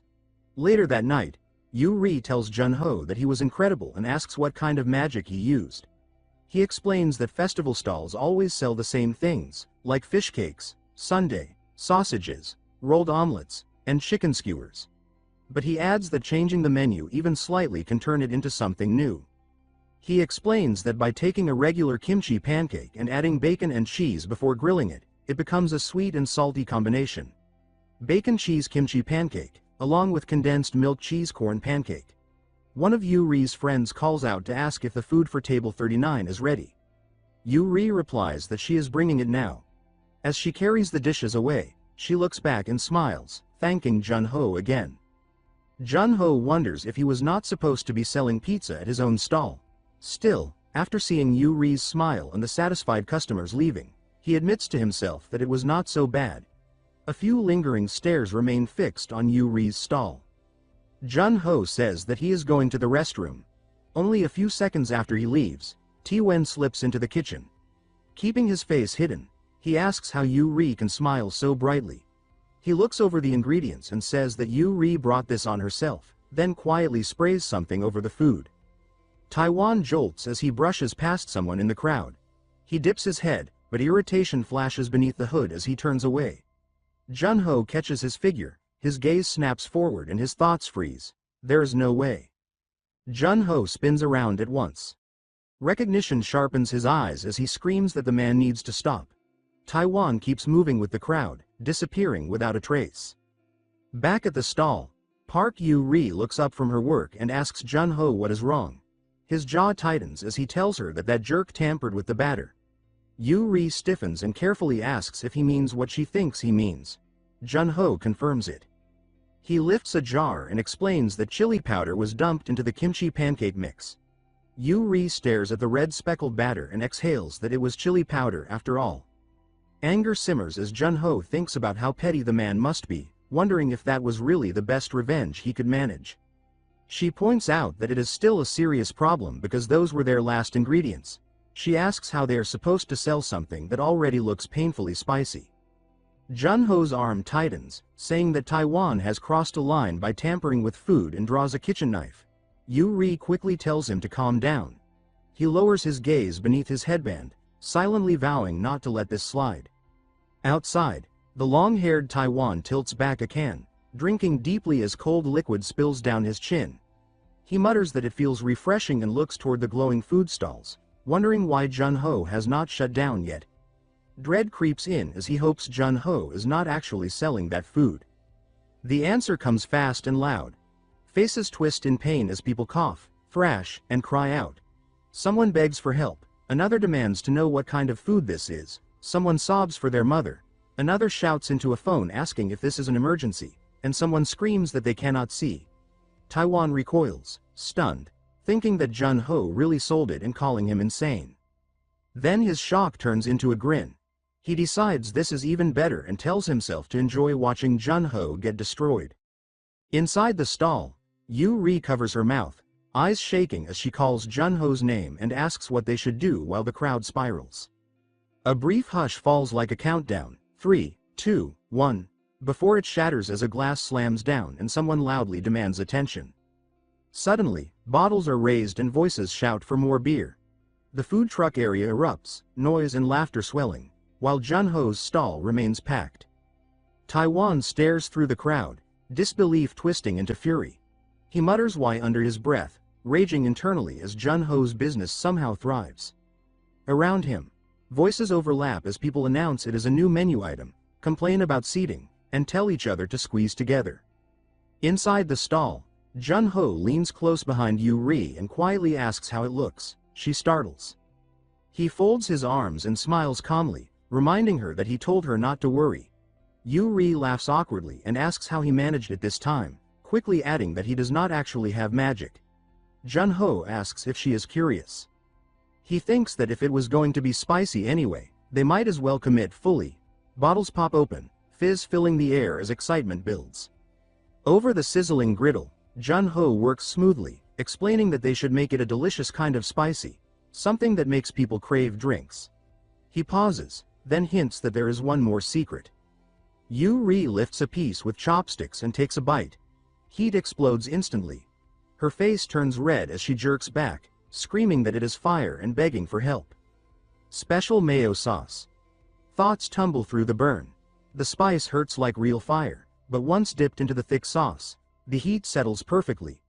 Confusion follows as craving takes over, and her thought screams that stopping is impossible. The special mayo sauce contains 6 parts mayo, 2 parts sugar, 1 part lemon juice, 3 parts soda, and a pinch of salt. At nearby tables, customers fight over the dish like wild animals. One begs for a bite while another snarls possessively. The name spreads with the frenzy.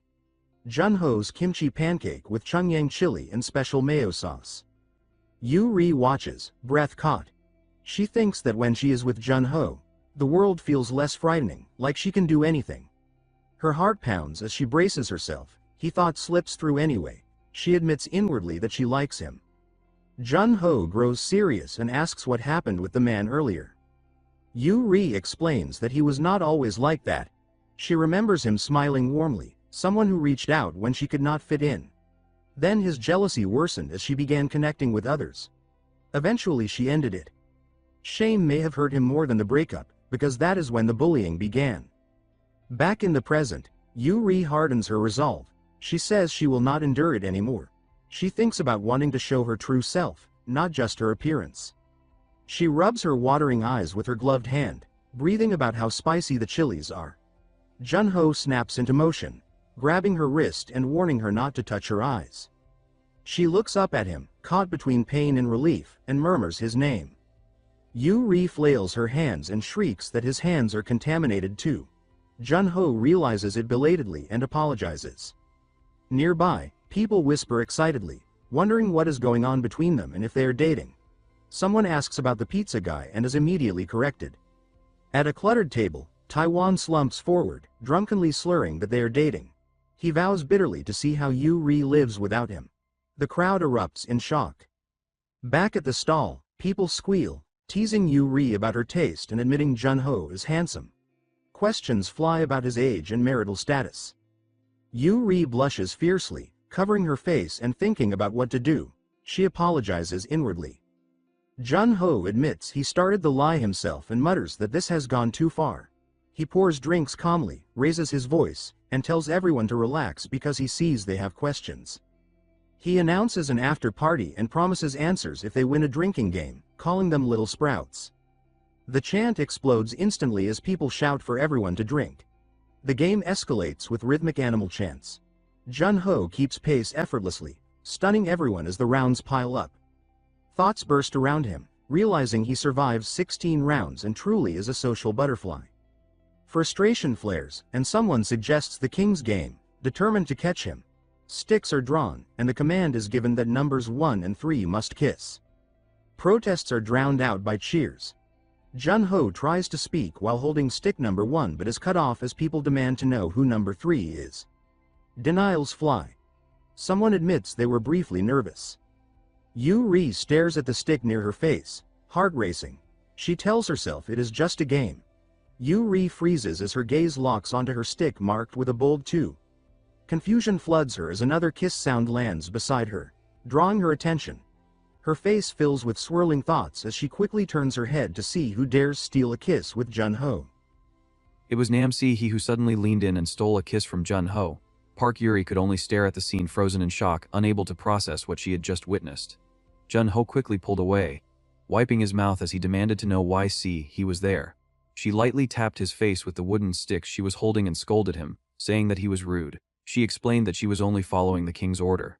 It soon became clear that Se-hee was the one who held number 3, the winning number. The surrounding customers erupted into confusion. They whispered among themselves, asking who she was, and whether someone like her had really attended their school. Their curiosity quickly turned into suspicion as they began to sense something unusual between Jun-ho and the mysterious woman. Some of them glanced toward Park Yuri, quietly wondering how she must be feeling, even if it was all supposedly part of a game. Jun-ho let out a tired sigh and told Se-hee that he did not want to be involved with her, and that she should stop before things went any further. Se-hee tilted her cap playfully and remarked that if she revealed her identity right there, news articles would be published instantly. Jun-ho took a large gulp of his drink and asked if she was an elementary school student, making such a big deal out of a single kiss.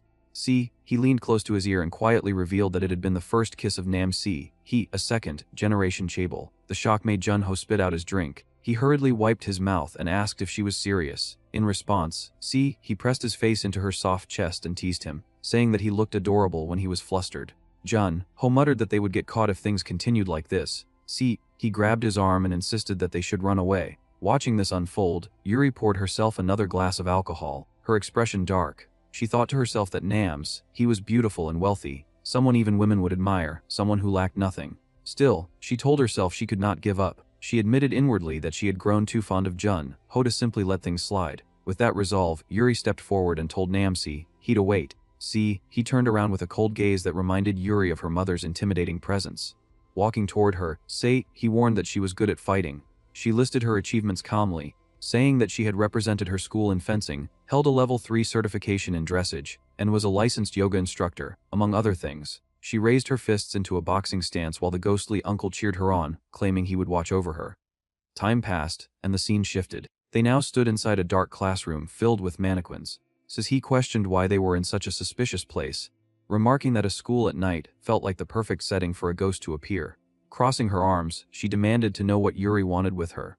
Yuri suddenly spun around with a confrontational glare, shining her phone's flashlight directly into Se-hee's face. Se-hee shielded her eyes, accusing Yuri of being cowardly. Peeking through her fingers, she realized it was an ambush. On Yuri's phone screen were countless provocative photos. Se-hee shouted that Yuri was attacking her with Mr. Deok-chun's legendary photo collection, number 2 to 5.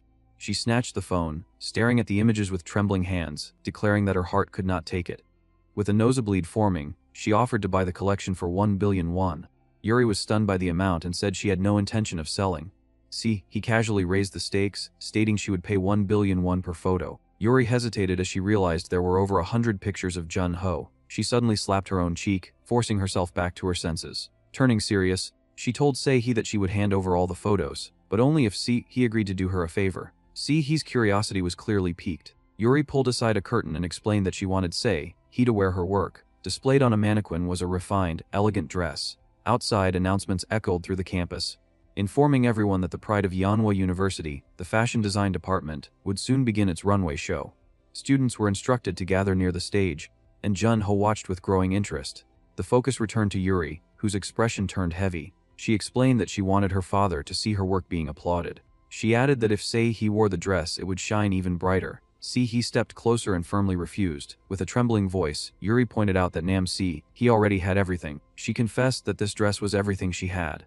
Before she could finish, Se-hee winked and explained that was exactly why she refused to wear it. She said that if someone who already had everything took this moment too, it would be unfair. She added that she wanted to win Mr. Deok-chun through her own effort as well. Adjusting her hair, Se-hee pulled Yuri into a hug and told her to wear it herself. She positioned Yuri in front of a mirror and encouraged her to show the world how brilliant she truly was. The scene shifted to the runway show. The announcer called Park Yuri's name, signaling her to present her work. Yuri's vision blurred as nerves overwhelmed her, and she questioned whether she could truly step forward. From the shadows, Tae-hwan appeared and asked what she thought she was doing. Startled, she addressed him as her senior. He pinned her against the wall and sneered, telling her not to act arrogant. He mocked her ambitions, claiming she would soon understand how miserable he had been because of her. Yuri turned her face away, heart heavy, as he walked off wearing a satisfied grin, confident that he had crushed her confidence. Laughing to himself, he muttered that he would enjoy watching her get trampled by ridicule. Moments later, the announcer called Yuri's name again. She stepped forward hesitantly, thinking that she might ruin everything because of him. Faced with countless staring eyes, fear took over. She covered her face as tears threatened to fall. Then she heard someone whistling and calling her name. Looking up in surprise, she saw Jun-ho and Se-hee cheering her on. The support moved her deeply, and before she realized it, her feet were carrying her forward, toward the path where her appa stood. Her fear faded away. She noticed Jun-ho giving her a thumbs up while wearing the hood she had designed. Joy flooded her heart as she realized it was the gift she had never been able to give him before. She wondered if he had brought it just for this moment. His constant kindness, always drawing the line and calling her a younger sister, suddenly felt unfair. She thought that he had crossed the line first. All the hesitation, the waiting, the missed timing rushed through her mind. She kicked off her high heels and ran toward Jun-ho, thinking of all the words she had swallowed and all the time she had spent only watching him. She decided it was time to end it. The audience awarded her fashion design a perfect score as she leapt off the stage and ran toward him, determined to finally speak the words that had been tangled in her chest for so long. With a tender smile, she rushed forward to hug him, confessing that she liked him. Instead, her face collided with something unexpectedly soft and squishy. It was Se-hee. Startled, Se-hee asked if Yuri was saying that she liked her. Yuri blinked in confusion, lifting her head and looking around frantically, wondering where her appa had gone. Se-hee turns back and states that Jun-ho is right there, but she quickly realizes he and his truck have completely disappeared. Both she and Yuri cry out in frustration, complaining that he has run away again without a trace. The story moves to the following day. Jun-ho drives his truck along the road, thinking to himself that Deok-chun's food truck is already well known in Seoul thanks to Uncle Deok-chun's lifelong dedication. He reflects that his own role is to spread that reputation across the entire country, and that his first target region is Gangwon-do. Some time later, his truck is surrounded by a group of elderly onlookers. They murmur among themselves that a young man is preparing something using makgeolli, explaining to each other that makgeolli is rice wine. Jun-ho vigorously shakes the bottle, and the elders warn that it will burst if he keeps doing that. He ignores the warnings and opens the lid anyway, causing the contents to spray everywhere. The elders react with exasperation, reminding him that they predicted exactly that outcome. Jun-ho calmly reassures them and pours the fizzy makgeolli straight into the ice shaver. The machine throws up a flurry of chilled flakes that splash back onto him, and he remarks that it is perfect for hot weather. He then presents a cup of makgeolli shaved ice. The elders study it with curiosity. Jun-ho explains that he mixes makgeolli and milk in a 2:1 ratio to create snow like ice, adds sweet red beans on top, and finishes it with acacia honey and powdered sugar for aroma and sweetness. He announces with pride that the makgeolli red bean shaved ice is complete. One elder comments that the makgeolli flavor is rich and enjoyable. Another remarks in surprise that it is possible to enjoy makgeolli, flavored shaved ice as a snack while also drinking makgeolli. A third gives a thumbs up and observes that as the dessert melts, it naturally turns into red bean makgeolli. Jun-ho pats the side of his truck proudly and asks them to spread the word about Uncle Deok-chun's food truck. A child approaches and calls him uncle, asking for a red bean shaved ice as well. Jun-ho gently pats the child's head and explains that children are not allowed to have this one. Just then, he hears a familiar voice promoting a special flying experience with Se-hee Airlines. He immediately recognizes Se-hee's voice. He assumes she must be busy dominating the city and thinks there is no chance she would guess he traveled all the way to Gangwon-do. In his mind, he challenges her to try to find him. At that moment, Se-hee is shown high above the ground, looking down from the sky. She leaps from a plane and dives toward her destination. With a wild, determined expression, she prepares her parachute and loudly calls out Deok-chun's name. Jun-ho hears the shout and looks around in disbelief. He reasons that he must be imagining things after being harassed so often, and tells himself that she cannot possibly fall from the sky. Immediately afterward, she drops onto him and wraps him in a hug, declaring that she has arrived. Jun-ho is left stunned as she tries to kiss him. In one swift move, he counters by wrapping her tightly in the parachute fabric like a roll of gimbap. He demands to know how she tracked him down. She laughs and says that it is a secret, then shifts her attention to his menu and asks what he is selling now. He begins to explain that it is shaved ice and insists that he will not serve her any. Before he can finish describing the main ingredient, she samples it herself and exclaims that it tastes sweet and deliciously cold. Moments later her vision wavers, and she asks why Mr. Deok-chun appears to look like a squid. She admits that she is not supposed to consume makgeolli and starts to feel dizzy. Jun-ho asks if she is okay and insists that he does not resemble a squid. Se-hee clings to him with a flushed face. and he mutters that he is in serious trouble. She collapses onto the ground, and he comments dryly that even her methods of sabotaging his business are impressively creative. He accuses her of doing it on purpose. Se-hee raises her hand and tells him to look closely. He is startled to see that she is bleeding. He quickly takes her to a nearby clinic. The doctor instructs her to keep the wound dry and be careful while washing. After leaving the clinic, an awkward silence hangs between them. Se-hee apologizes in a worried tone for disrupting his business. Jun-ho brushes it off and says it is fine, adding sarcastically that such dedicated sabotage almost deserves praise. In his thoughts, he suspects it might be an injury scam and jokes internally that she might be plotting to sue him and take his truck. He concludes that the injury is too minor to support such a claim, but decides he should keep her close and watch her hands carefully in case she attempts something bigger. They stop in front of room 209. Se-hee awkwardly explains that she cannot cover hospital or lodging costs because she discarded her wallet and phone to avoid being tracked. She asks if this is her assigned room. Jun-ho stops her at the handle and tells her that it is not just hers, explaining that they will be sharing the room later. Jun-ho is in the shower whilst he sits on the bed, fidgeting. She thinks that sharing a room with Mr. Deok-chun, who kept pushing her away until now, must mean he has finally developed feelings for her. She wonders what changed and recalls the kiss they shared at the festival. She drops back onto the bed, embarrassed by her own thoughts and unsure why she feels so shy now. Jun-ho calls out to her from the bathroom, but she is too deep in her thoughts, telling herself that her feelings must have finally reached him, and that it all feels unreal. He continues calling her name when she does not respond. When she finally turns, she is startled to find him leaning over her, telling her that she should go wash up next. In the bathroom, she brushes her teeth and tries to calm herself, reminding herself that they are only sharing a room. Even so, her imagination runs ahead and suggests they might end up doing something intimate. She covers her face in embarrassment and admits to herself that she is too nervous and unsure how to act. She decides she will behave normally and joke around to ease the tension, while Jun-ho dries himself. She calls out and says that her hands hurt, asking if he would help wash her. In her mind, she expects him to get flustered and scold her, assuming he would never take such teasing seriously. Instead, he calmly agrees to help. She is caught completely off guard, realizing she only meant to joke and that his straightforward acceptance has thrown her plan into chaos. A crew member aboard the jet reports that they are flying over Gangwon. Doon confirms they have the Mrs. tracking signal. Chief Kim touches the earpiece hidden under her white hair as it beeps and thinks that she planted tracking chips in all the Mrs. clothes for emergencies. The bug she planted transmits He's voice, asking for help with washing up, and hearing the other accept. She jumps into the open sky in a red suit and goggles, stabilizing herself in the roaring wind. Listening to them talk, she curses Jun-ho internally. As she falls, a report overlays her thoughts. She reviews that Go Deok-chun is an alias and that the real identity is Kim Jun-ho, carrying roughly 200 million won in debt. She concludes he must be another opportunist chasing the Mrs. Money. Even while calling him meticulous and dangerous, she catches herself thinking that his physique is attractive, then scolds herself and regains focus, deciding he is a beast who could charm anyone off guard, and that the sheltered miss is especially vulnerable. She crashes through a window in an explosion of glass and rises from the shards in a black suit, declaring that she will handle Kim Jun-ho personally and that she must protect the miss. What she finds stops her cold. See, he is relaxed with foam in her hair, leaning comfortably against Jun-ho's broad back while he washes her hair with careful hands. See, he thinks that the angle of his shoulders and arms feels steady and soothing, and that his touch is gentle like a chef handling delicate ingredients. She feels fully pampered and rates the experience as 5-star in her head. Chief Kim calls out to the miss. Se-hee startles and recognizes her. As he dries her hair, Se-hee asks if he could do it every day. Chief Kim erupts, accusing him of tarnishing the miss's hair. She pulls Se-hee close and checks her condition. Se-hee answers that she feels refreshed. She hides her own injured hand behind her back so Secretary Kim doesn't notice. He still reaches for Jun-ho's hand and looks up at him with shining eyes, thinking that her heart will not slow down. Chief Kim wedges herself between them, shoves Jun-ho back by the face, and demands that he release the miss's hand, offering her own instead. He declines and points out the shattered window and scattered glass, asking whether her household does not use doors and grumbling that his place is wrecked.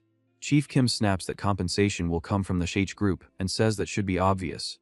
Jun-ho fires back that if they worry so much, they should have kept Se-hee secured and asks why they let this happen. Kim states that 3 minutes is enough. He repeats the time and she explains that 3 minutes is all it takes for someone who kidnaps Se-hee to be shot.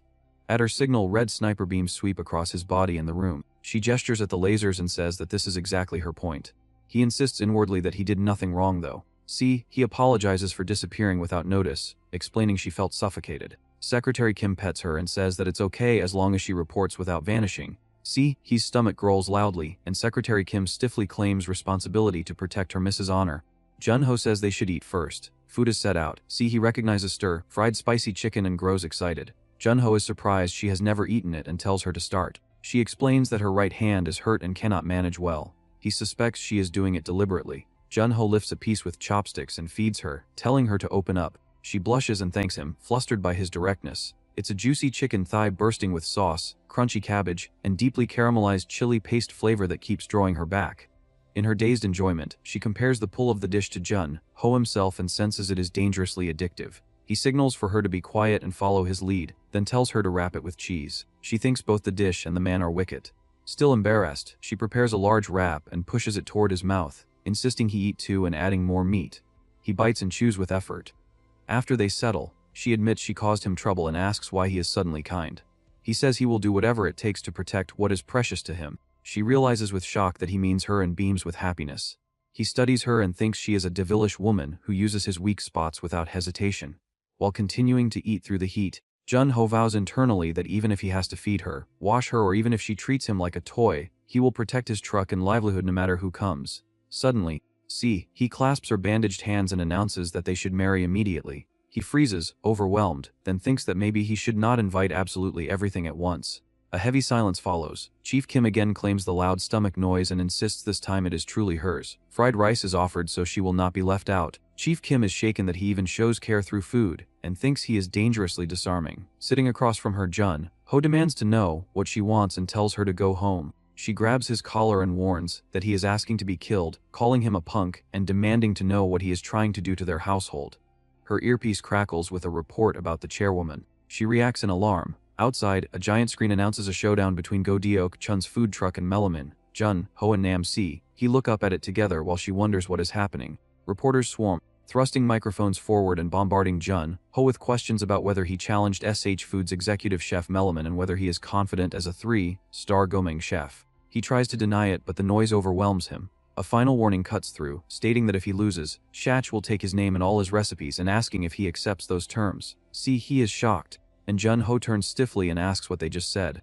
A mysterious woman stands beside a sleek luxury car. The chairwoman lifts the window shutter and states that this is not a match but an assault. She insists that Chef Min crush him completely and mercilessly so that, at the very moment he clings to his cooking, he understands how easily it can be trampled. She adds that he must learn exactly who he is up against. Chef Min replies with calm certainty that they will not meet again because he will leave on his own. She then strides toward the stage. Reporters swarm her the moment she appears. They ask Ella Min how it feels to compete against a mere food truck cook. They press her for a response to Deok-chun's provocation. A few shamelessly comment on her beauty and ask whether she has a boyfriend. Jun-ho studies her carefully. This is the woman who came openly to take his truck. Now she stands in front of him, looking at him as if measuring his worth. She thinks that he is Kim Jun-ho, the man Se-hee chose, the one whose food was good enough to win Se-hee over. A memory flashes through Ella's mind. She recalls preparing a dish for Se-hee using only the finest ingredients. Se-hee had barely taken a proper bite. That slight had burned inside her. She remembers wondering how it was possible when her cuisine was exotic, refined, impossible to imitate. To her it was the ultimate taste. In that memory, she had asked Se-hee whether she had lost her appetite, or whether something was wrong with the dish. Se-hee had replied that it was delicious. Then she had calmly added that it was not the real food she was looking for. The phrase real food had ignited fury in Ella. Back in the present, Jun-ho states that he assumes chairwoman Yoon-hee sent her, but he advises her to quit before things get messy.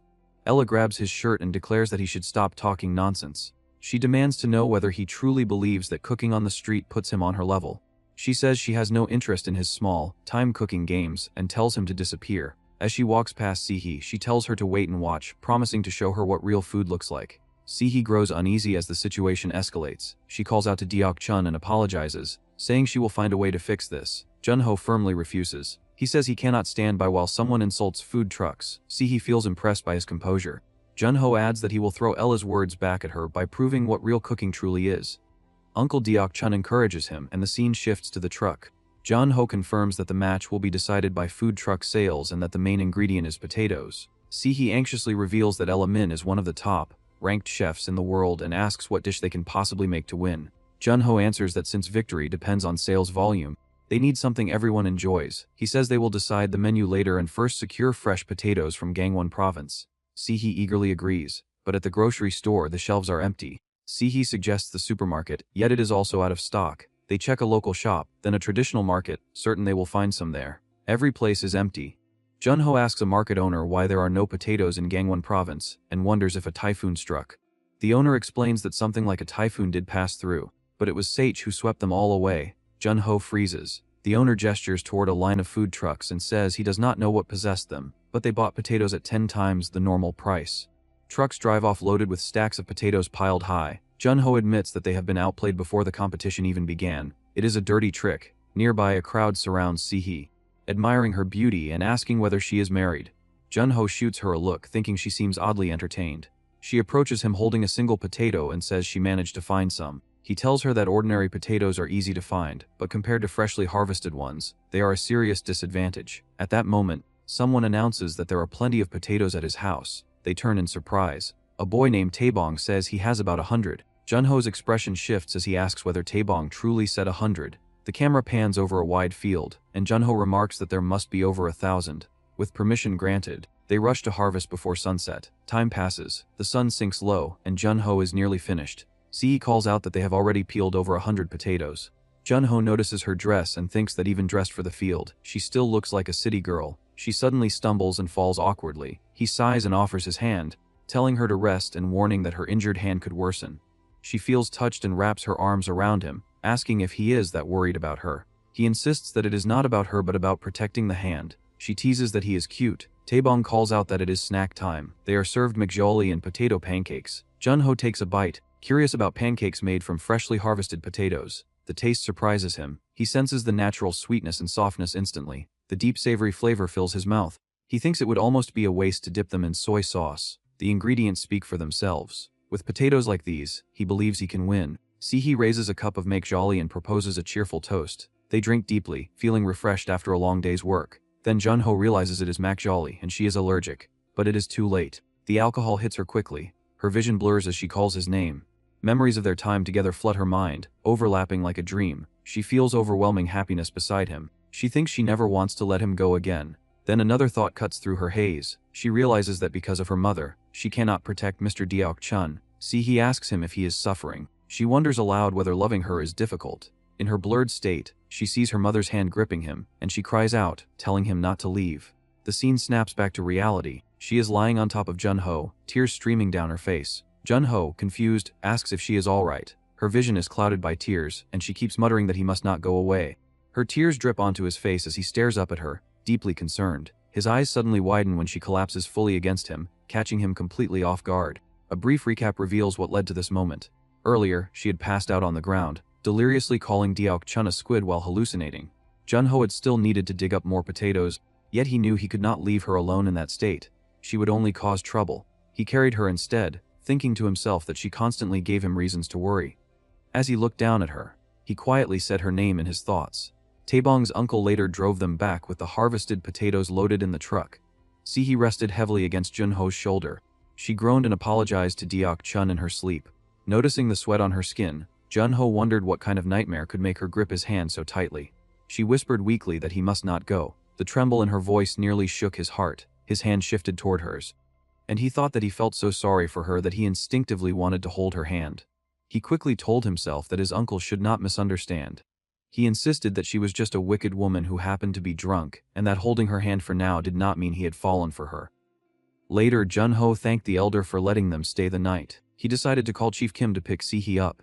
Just then, rain began to pour. With no time to waste, he lifted her from the truck and carried her inside. There was only one mattress. Taebong cheerfully announced that he had found another pillow. Jun-ho, unwilling to inconvenience them, told Taebong that Se-hee would be leaving soon. But when he tried to call Chief Kim, the signal failed because of the rain. Se-hee slept soundly, snoring loudly. Jun-ho muttered that she was driving him insane. He complained that it made no sense for the phone to lose signal over a little rain. The real culprit appears elsewhere. The ghostly uncle gathers his spiritual energy and directs it at the power line, snapping it. He laughs wildly and assures his daughter-in-law that she can thank him later. Back inside, Jun-ho cannot sleep with a woman beside him. Se-hee groans that she feels hot, removes her jacket, and tosses it onto him. She calls his name. When he turns, he is startled to find her already hovering over him. She is crying again. He asks if she is okay. Through tear-filled eyes, she tells him not to leave her. As her tears fall onto his face, he warns himself not to be fooled. He thinks that this must be one of her tricks, and that if he gets swept up in it, he is finished. Yet he cannot ignore how genuinely hurt she looks. His eyes widen again when she collapses onto him. This time she has simply fallen asleep on top of him. He apologizes inwardly to his uncle, saying he truly tried to avoid this situation. Unbeknownst to him, the uncle had orchestrated it all. The next morning, sunlight streams into the room. Se-hee sleeps comfortably, while Jun-ho has not slept at all. She wakes and casually asks whether he slept well. Jun-ho fumes internally, convinced she plotted to ruin his condition before the competition. Soon, the competition begins. A massive crowd gathers as the announcer declares that both chefs are competing with their names and honor at stake. He introduces the man who staked his life on a food truck, Uncle Deok-chun, and the executive chef of the global corporation SH Food Min. The time limit is 2 hours. The audience's choice will determine their fate. The announcer asks what dish will emerge from the humble potato and declares the competition started. Jun-ho focuses intensely. He thinks that he must win because losing means losing everything. He admits to himself that to defeat Ella, his usual simple cooking will not suffice. He begins by toasting a brioche bun in clarified butter to form a crisp oil barrier, sprinkling a pinch of salt, then caramelizing the surface with sugar until it forms a thin, glass-like crust. The filling is the key. He blends potatoes with butter and heavy cream, passing them through a sieve to create a fluffy puree base. He mixes egg yolks with salt and cream, cooking them gently until thickened into a dense semi-custard. He bowls the egg whites separately, minces them finely, and sautés them to remove moisture and enhance texture. Then comes his secret ingredient. He warms acacia honey with a small amount of butter and water, adds lemon juice and white pepper, and brushes it over the bread. He rings the bell, announcing that his potato egg mousse bread is complete. The announcer presents the dish and says that before tasting it, he will invite their special guest, Se-hee. She looks surprised. Together, they take a bite. The announcer remarks that it is better than expected. He describes the salty, savory bread as reminiscent of salt bread. He praises the delicate crunch of the thin caramelized coating and finds the combination of bouncy egg whites and rich potato mousse interesting. He highlights the honey sauce as elevating the dish. Se-hee, however, thinks differently. She admits inwardly that it tastes good but believes it is merely decorative refinement. She stops after one bite. She looks at Jun-ho with disappointment mixed with concern, wondering whether Deok-chun is afraid. Then Ella finishes her dish, a beautifully arranged truffle potato fuel. She explains that she thinly sliced potatoes, brushed them with truffle butter, stacked them and baked them into a flower-like fuel shape. The announcer exclaims that it truly resembles a flower and praises its stunning presentation. Ella continues, stating that she balanced the richness of the potatoes with lemon butter foam for acidity, added finely diced shallot confit for sweetness, incorporated bacon chips for saltiness, and finished with truffle and basil oil for aroma. The announcer tastes it and declares that it melts smoothly, flavors unfolding while the aroma bursts through. He describes it as if the potato is dressed in luxury and says it feels heavenly. Customers are already lining up to try it. The gap feels overwhelming, as expected of Chef Min. Ella looks proudly at Se-hee and internally boasts that her dish is flawless, calculated down to the smallest detail. She thinks about the cloud-like yet dense texture, the balance of salt and acidity, the rich fat coating the mouth, and the fragrance of basil and truffle. She angrily tells herself that her cooking should never be compared to trash and that hers is the true, superior cuisine. The announcer asks Se-hee to share her review. Se-hee dabs her mouth gracefully and states that unfortunately, neither dish is the real deal. Ella burns with rage. Customers begin voicing their agreement with Se-hee. Some describe Deok-chun's dish as mediocre, only slightly better than basic potato bread. Others complain that the potato flavor is weak and the taste predictable despite its appearance. Jun-ho visibly struggles as he hears the criticism. Se-hee approaches him with her head lowered and asks whether he wants to run away. Jun-ho grips his knife tightly and demands to know if she is joking. He tells her to stop because he cannot endure this right now. She insists that he is already running away. Finally losing his temper, Jun-ho turns and shouts at her to stop. To his shock, Se-hee grabs him by the collar and shouts back that he is the one who must stop cooking like that. Se-hee fixes him with a cold, shaking glare and shouts that he needs to stop immediately. Uncle Deok-chun stiffens, confused, and murmurs that he does not understand what she means. She studies him as if trying to peel apart the man standing before her from the one preserved in her memories. She thinks about the Deok-chun she once knew, about the warmth of his cooking, and at the same time her own refined dishes linger bitterly in her mind as a harsh comparison.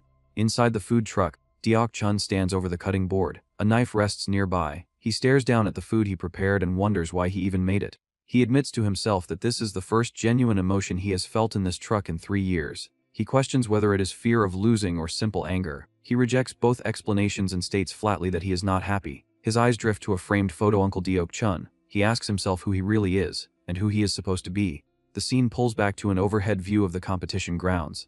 The stage sits beneath the open sky, surrounded by a massive crowd. His uncle's ghost watching with a serious expression. Then he shouts, The weight of it presses him down on his head. A furious voice echoes in his head, screaming his real name, calling him Kim Jun-ho. His uncle slams forward against the counter and roars that he should just quit already, calling him a bastard. His eyes widen. Jun-hee breathes out the word, "Uncle," in disbelief. Yet when he looks up, no one is there. An announcement booms that 40 minutes remain and demands to know whether Go Deok-chun is forfeiting. Suddenly he moves.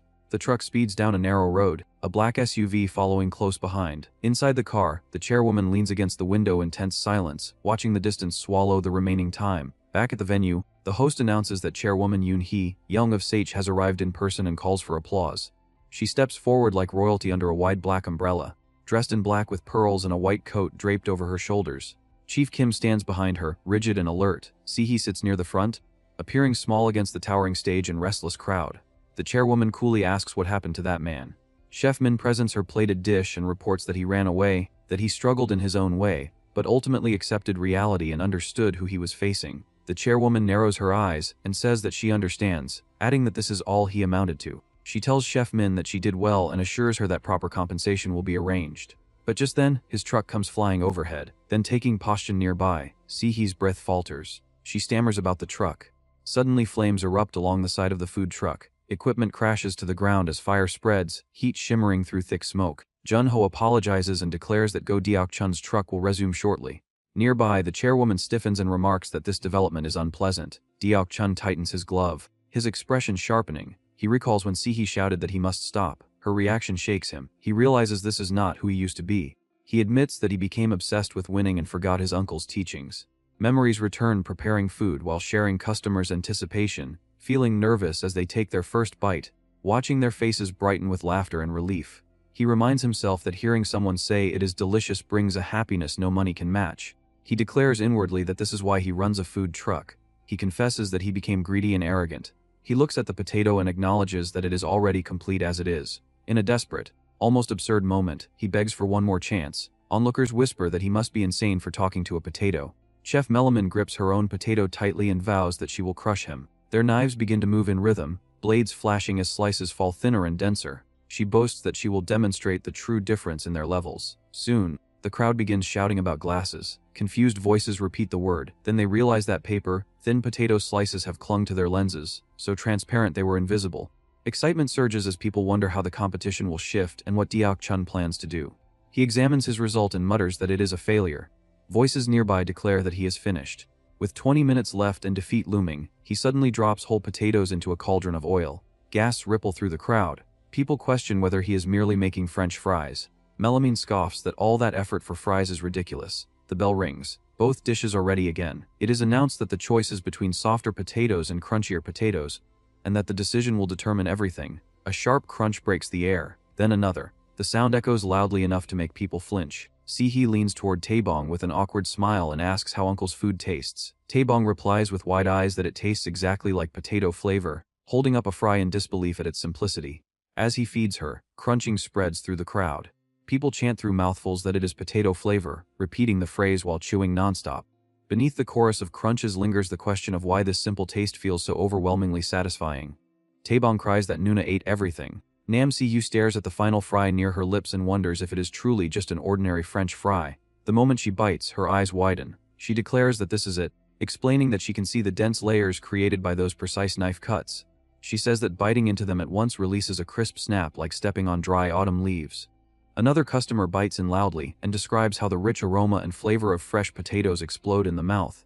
It notes that even before the tongue fully processes the taste, the brain is flooded with dopamine as the name, Crunch Potato Freeze, flashes like a signature. The crowd surges toward Go Deok-chun's truck, shouting in disbelief that they are already sold out and begging for more. Someone points out that they cost only 3,500 won and insists on buying more. Another voice demands 3, then quickly changes it to 5. Deok-chun lifts his strainer high like a banner and announces that 5 crunch potato fries are coming right up. Se-hee thinks that this is food that brings happiness and warmth to people's hearts. Se-hee clasps her hands tightly, her eyes shining, and realizes that this is the cooking she truly fell in love with. Across from them, fries land onto plates as crumbs scatter. The chairwoman's gaze hardens. She crushes the food and states that it is not over yet. She calls for Chief Kim and snaps her fingers. A loud countdown announces that 10 minutes remain. The announcer panics and asks what that is, looking at something. Deok-chun looks up in shock. He states quietly that there is no way. As SH Group's trucks rolled into view, Jun-ho immediately realized they were pulling another cowardly stunt. Men began pouring out of the vehicles, and the announcer reacted with open shock, asking what was happening and whether SH was really deploying its own employees. He starts to point out that even as the host, this clearly crossed a line, but before he can finish, Secretary Kim quietly presses a thick bundle of cash into his hands. Roh folds it once and shamelessly changes his tune, praising SH Group's corporate values and saying that even their employees were being treated like honored guests. Secretary Kim then walks away and coldly orders her men to silence anyone who objects to what is happening. With only 10 minutes left, the line in front of Chef Ella Min's food truck reverses once again, making the result impossible to predict. Meanwhile, the real customers begin voicing their frustration. They complain that this was supposed to be a fair showdown and question whether any of this could honestly be called just. They condemn it as nothing more than the tyranny of a giant corporation. Some pity Deok-chun and say that SH is only about to win by relying on dirty tricks. Others ask whether the company feels no shame. Chef Min hears those remarks while also enduring mockery caused by SH Group's underhanded tactics, and her anger erupts. She tears off her toque and storms toward the chairwoman, furiously shouting her name. Secretary Kim quickly steps in to block her path and tells her to calm down, but Chef Min angrily demands that the employees be removed at once. She declares that her cooking can crush trash like that whenever she wants. The chairwoman calmly raises a cigarette to her lips, and one of her employees lights it for her. As she exhales, she coldly repeats the phrase, trash, and asks exactly whose cooking Chef Min is insulting. Chef Min stiffens. The customers clearly are not enjoying her food. One woman tells her son that he should at least take one more bite since the meal was so expensive, but the boy refuses and says that it tastes bad. Others comment that the flavor is refined and luxurious, yet somehow there is no fun in eating it. They grumble that it costs 15,000 won, yet they can barely manage a few bites. Chef Min then notices one customer buying a cola to drink with her dish. Furious, she snatches the bottle away and screams at him, demanding to know whether he is out of his mind for pairing cola with her perfect food. The customer angrily shouts back that he paid for it and asks what business it is of hers. In a burst of rage, she crushes the bottle in her hand while inwardly seething that people like them are not worthy of eating her dish. She thinks that it is food they will never truly understand in their entire lives and that they should adapt themselves to her cooking instead. At the same time, Jun-ho watches the clock and sees that only 5 minutes remain. At this rate, he believes he is going to lose. His hope begins to collapse, but at that moment, Se-hee suddenly grabs a microphone and tests the sound. She then cheerfully greets the crowd and points toward her stall, announcing that SH's new beer will now be offered for free tasting. The crowd erupts in excitement. Jun-ho is stunned by her boldness, but the reaction is instant. People rush toward his food truck with beer in hand, excitedly saying that fries pair perfectly with it. Se-hee personally hands out free beers to the customers, and the free drinks drive them to buy even more fries from Jun-ho. Encouraged by her unexpected support, Jun-ho throws himself into the work. He starts seasoning the fries with flashy skill and keeps pace with the overwhelming flood of orders. As the final seconds approach, the announcer begins the countdown to the end of the showdown. The crowd roars with excitement and starts cheering loudly for Deok-chun's food truck. Se-hee joins the cheering with bright enthusiasm, while her mother watches with obvious displeasure. On the other side, Chef Min focuses intensely on her own cooking, determined to defeat Jun-ho. Then, just like that, the showdown ends. The announcer comments that it was a fierce food truck battle between two chefs, both using Gangwon Province potatoes as the centerpiece of their dishes. He prepares to reveal the winner, but before the announcement comes, the scene shifts to later in the evening. The sun is already setting, and Chef Ella Min remains alone in her food truck, staring silently at her food. At last, she moves as if to throw it away, but a voice stops her and says that if she is going to discard it, she should at least give it to him instead. Startled, she turns and sees Kim Jun-ho holding out 20,000 won, offering to buy it from her. He takes a bite. The moment it touches his tongue, the flavor bursts across his senses. He inwardly marvels that it is unbelievable and wonders what she even did to those potatoes. He admits to himself that he cannot even imagine copying it. He concludes inwardly that he has nothing to say because her cooking exists on an entirely different level. Holding up his fork, he asks how such a thin slice of potato could carry that much depth of flavor. Ella scowls and explains that she did not use only potatoes. She reveals that she spread truffle butter over it. Then, flaring up like a devil, she demands to know why she should be telling him any of this and snaps at him to stop asking questions.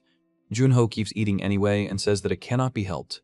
He casually asks her to give him another serving. She explodes and furiously demands to know whether the bastard came just to gloat because he won. Before she can go any further, Jun-ho plainly tells her that it is delicious and that he wants to eat her cooking again. Chef Ella freezes. A blush rises to her face, and inwardly she wonders whether the shock of defeat is what caused this strange feeling. She reflects that she has never felt anything like it before. Deep inside, she suddenly wants to create something even more delicious just for him. Recovering herself, she points at him and orders him not to move. She declares that she will make something his cheap palate could never hope to imitate. A faint smile appears on her face as she begins cooking again. At that moment, Se-hee arrives and praises him for his hard work. Jun-ho thanks her for helping him earlier, but Se-hee gives him a bright wink and lightly says that she has no idea what he means. She insists that she was only there to promote SH's new beer. Still confused, Jun-ho asks why she helped him at all. He points out that if he had lost, she could have used that chance to take everything she wanted from him. Se-hee replies that it is not something she wants badly enough to obtain with her mother's help. Jun-ho leans in closer and asks what the real reason is behind her obsession with him. With a warm and loving smile, Se-hee finally reveals that she likes him. Hearing that, Jun-ho narrows his eyes and thinks that she is truly a difficult woman. Her expression does not change in the slightest, yet he is convinced she is planning to legally seize the food truck's brand rights and recipes through marriage. Se-hee wraps herself tightly around him and urges him to marry her already. Caught off guard, he jerked back and warns her not to come any closer, shouting that he will get shot if she does. From inside the truck, Min stares at them with open irritation and yells that he really did come just to rub it in. She furiously tells both of them to disappear. Sometime later, a phone keeps ringing with new messages. In the group chat, Park Yuri suggests that they all go on a trip and reacts with excitement. Shin Soo-hyun responds with a sign of approval. Se-hee says that she loves trips and asks Deok-chun whether he is coming too. Park Yuri proposes Gapyeong Valley and says that they had gone there before and that it had been great back then as well. Shin Soo-hyun sends another approving response. Se-hee eagerly says that she loves playing in the water and asks Deok-chun once more whether he likes it too. Park Yuri says that she will reserve the lodging, and Se-hee boldly declares that they should leave the very next day. The following day, Se-hee sends him a message saying that she is already waiting in front of his house and tells him to come outside. He stares at the message without saying a word. At the valley, the four of them make their way together through the shallow stream. Se-hee says that she loves the sound of the water and that the place truly feels like a real valley. She calls for Deok-chun to hurry and warns everyone to watch their steps so they do not slip. Then someone notices a fish and excitedly points it out. Nearby, a watermelon drifts along the surface of the water. Jun-ho lies back in the stream and reflects that for the last 3 years he has done nothing but run forward without stopping. He thinks that sometimes it feels good to pause and actually look around. As he watches the others, he notices that the two women seem to have grown surprisingly close as well. Park Yuri splashes Se-hee with water, and Se-hee complains that her makeup will come off if she keeps doing that. She splashes water back and accuses Yuri of showing off for someone. Jun-ho then turns to Shin Soo-hyun and asks whether it was Soo-hyun he had been looking at, then wonders aloud whether he does not like water. He walks over, hooks an arm around him, and says that he is glad Soo-hyun came because trying to fit in while surrounded by women is exhausting. He asks whether Soo-hyun served in the military. Sitting close with a firm grip on his shoulder, he tells him to eat more and work out so he will not get hurt there. Soo-hyun quietly thanks him and respectfully calls him sir. Jun-ho tells him that if he is Yuri's friend, then he is his friend too, and says that he should just call him Hung. After hesitating, Soo-hyun softly calls him Hung. Right then, someone notices that the watermelon is floating away. Soo-hyun says that he will go after it, and Jun-ho asks whether he really plans to do that while warning him to be careful. Soo-hyun steps into the water to chase the drifting watermelon, but in the very next moment, he loses his footing and crashes into the stream. Se-hee cries out in panic that Soo-hyun cannot swim and frantically says that she will get a tube. Before anyone else can react, Jun-ho rips off his cap and throws himself into the water. The women shout for Deok-chun and Appa as he dives under. He reaches Soo-hyun beneath the surface, grabs hold of him, and drags him back up. Holding him securely, Jun-ho rises from the water with a heavy splash. Breathing hard, he asks whether he is all right. Soaked and shaking, Soo-hyun weakly says that he is. Then, with tears glistening in his eyes, he calls him Hung again. The timid way Soo-hyun says that word makes Jun-ho's mind betray him. For one brief instant, Soo-hyun looks like a crying girl in his eyes, and the shock hits him so hard that he blurts out that he is not young before dropping straight into the water in complete disarray. Park Yuri notices his strange reaction and asks what on earth he is thinking. Jun-ho avoids her gaze and says that he is thinking about something completely absurd. He keeps insisting to himself that he must have seen it wrong and that it was probably only water in his eyes. Even so, still shaken, he awkwardly asks Yuri what she would do if he told her that he were actually a girl. Yuri stares at him in confusion, but her imagination instantly runs wild. In her head, a female Jun-ho leans in close and sweetly suggests making double chewy cookies together. The fantasy sends her spiraling as she thinks that she would love it, hate it, and rather die than hate it, all at the same time. Before the atmosphere can become even more bizarre, Se-hee and Yuri announce that they are going to a nearby mart before the sun sets. As they leave, they say that Soo-hyun should stay behind and help Appa cook. Along with Soo-hyun, Jun-ho tries to focus on chopping ingredients, but his thoughts are in complete chaos. Clearing his throat awkwardly, he says that he is no longer sure whether calling Soo-hyun a guy was the mistake. Then he immediately corrects himself and says that calling him the opposite might be an even bigger mistake. In the end, he gives up entirely and says that they should just cook. He adds that he will cut the onions himself since they would only make Soo-hyun's eyes sting. That fragile calm lasts only for a moment. Soo-hyun keeps drifting too close, and Jun-ho feels himself losing control. He thinks that this is driving him insane and admits to himself that he has no idea what is going on in her head. He cannot stop wondering who Soo-hyun really is. Then Soo-hyun leans close enough to brush a whisper against his ear and quietly asks whether he is curious. Jun-ho freezes, and Soo-hyun tells him to find out on his own. With that, she lightly guides his hand to her cheek, pushing him even closer to the edge. Then Soo-hyun softly calls him Appa. Startled out of his mind, Jun-ho panics, jumps back, and tumbles straight into the river. A loud splash follows, and Soo-hyun resurfaces only to casually say that it was just a joke. A little later, Se-hee and Yuri return and cheerfully announce that they are back. They find Jun-ho soaked through and staring blankly at his own hand in disbelief. Yuri teasingly asks whether he had been playing in the water all by himself, while Se-hee completely melts and gushes over how adorable Mr. Deok-chun is. Their attention quickly shifts when a rich smell begins to spread through the valley. Jun-ho lifts the lid and reveals the food, saying that nobody comes to a valley without eating spicy braised chicken. He introduces the dish as water dropwort braised chicken. Se-hee says that she has never eaten it before and wonders whether it is something like coco vin. Jun-ho tells her to stop guessing and taste it first. The instant she takes a bite, it feels as if the entire valley has been poured into the dish. The warmth of the sunlight, the coolness of the breeze, and the fresh scent of water dropwort seem to melt into the food itself. The lightly blanched greens add a crisp bite to the broth, and their slight bitterness awakens her appetite even more. Then the chicken follows, chewy and generous, coated in a sweet and spicy seasoning so addictive that it feels impossible to dislike. The others begin eating as well. Jun-ho explains that because he marinated the chicken ahead of time, even the breast meat stays tender and full of flavor. He happily eats the potatoes that soaked up the broth and says that those alone are good enough to finish with an entire bowl of rice. Yuri is amazed that the broth does not feel heavy at all and instead tastes clean and refreshing. She wonders whether that distinct finish comes from Chongyang chili or garlic. Jun-ho reveals that his little trick is a pinch of ginger powder, which keeps the broth tasting fresh and neat. By the time the meal is over, everyone is completely satisfied. They praise it as an excellent meal. Yuri says that she is totally full and also delighted by the beautiful scenery, the food, and Mr. Deok-chun himself. For a while, they sit quietly with their feet in the cold water and enjoy the calm. Then Jun-ho offers everyone watermelon as well.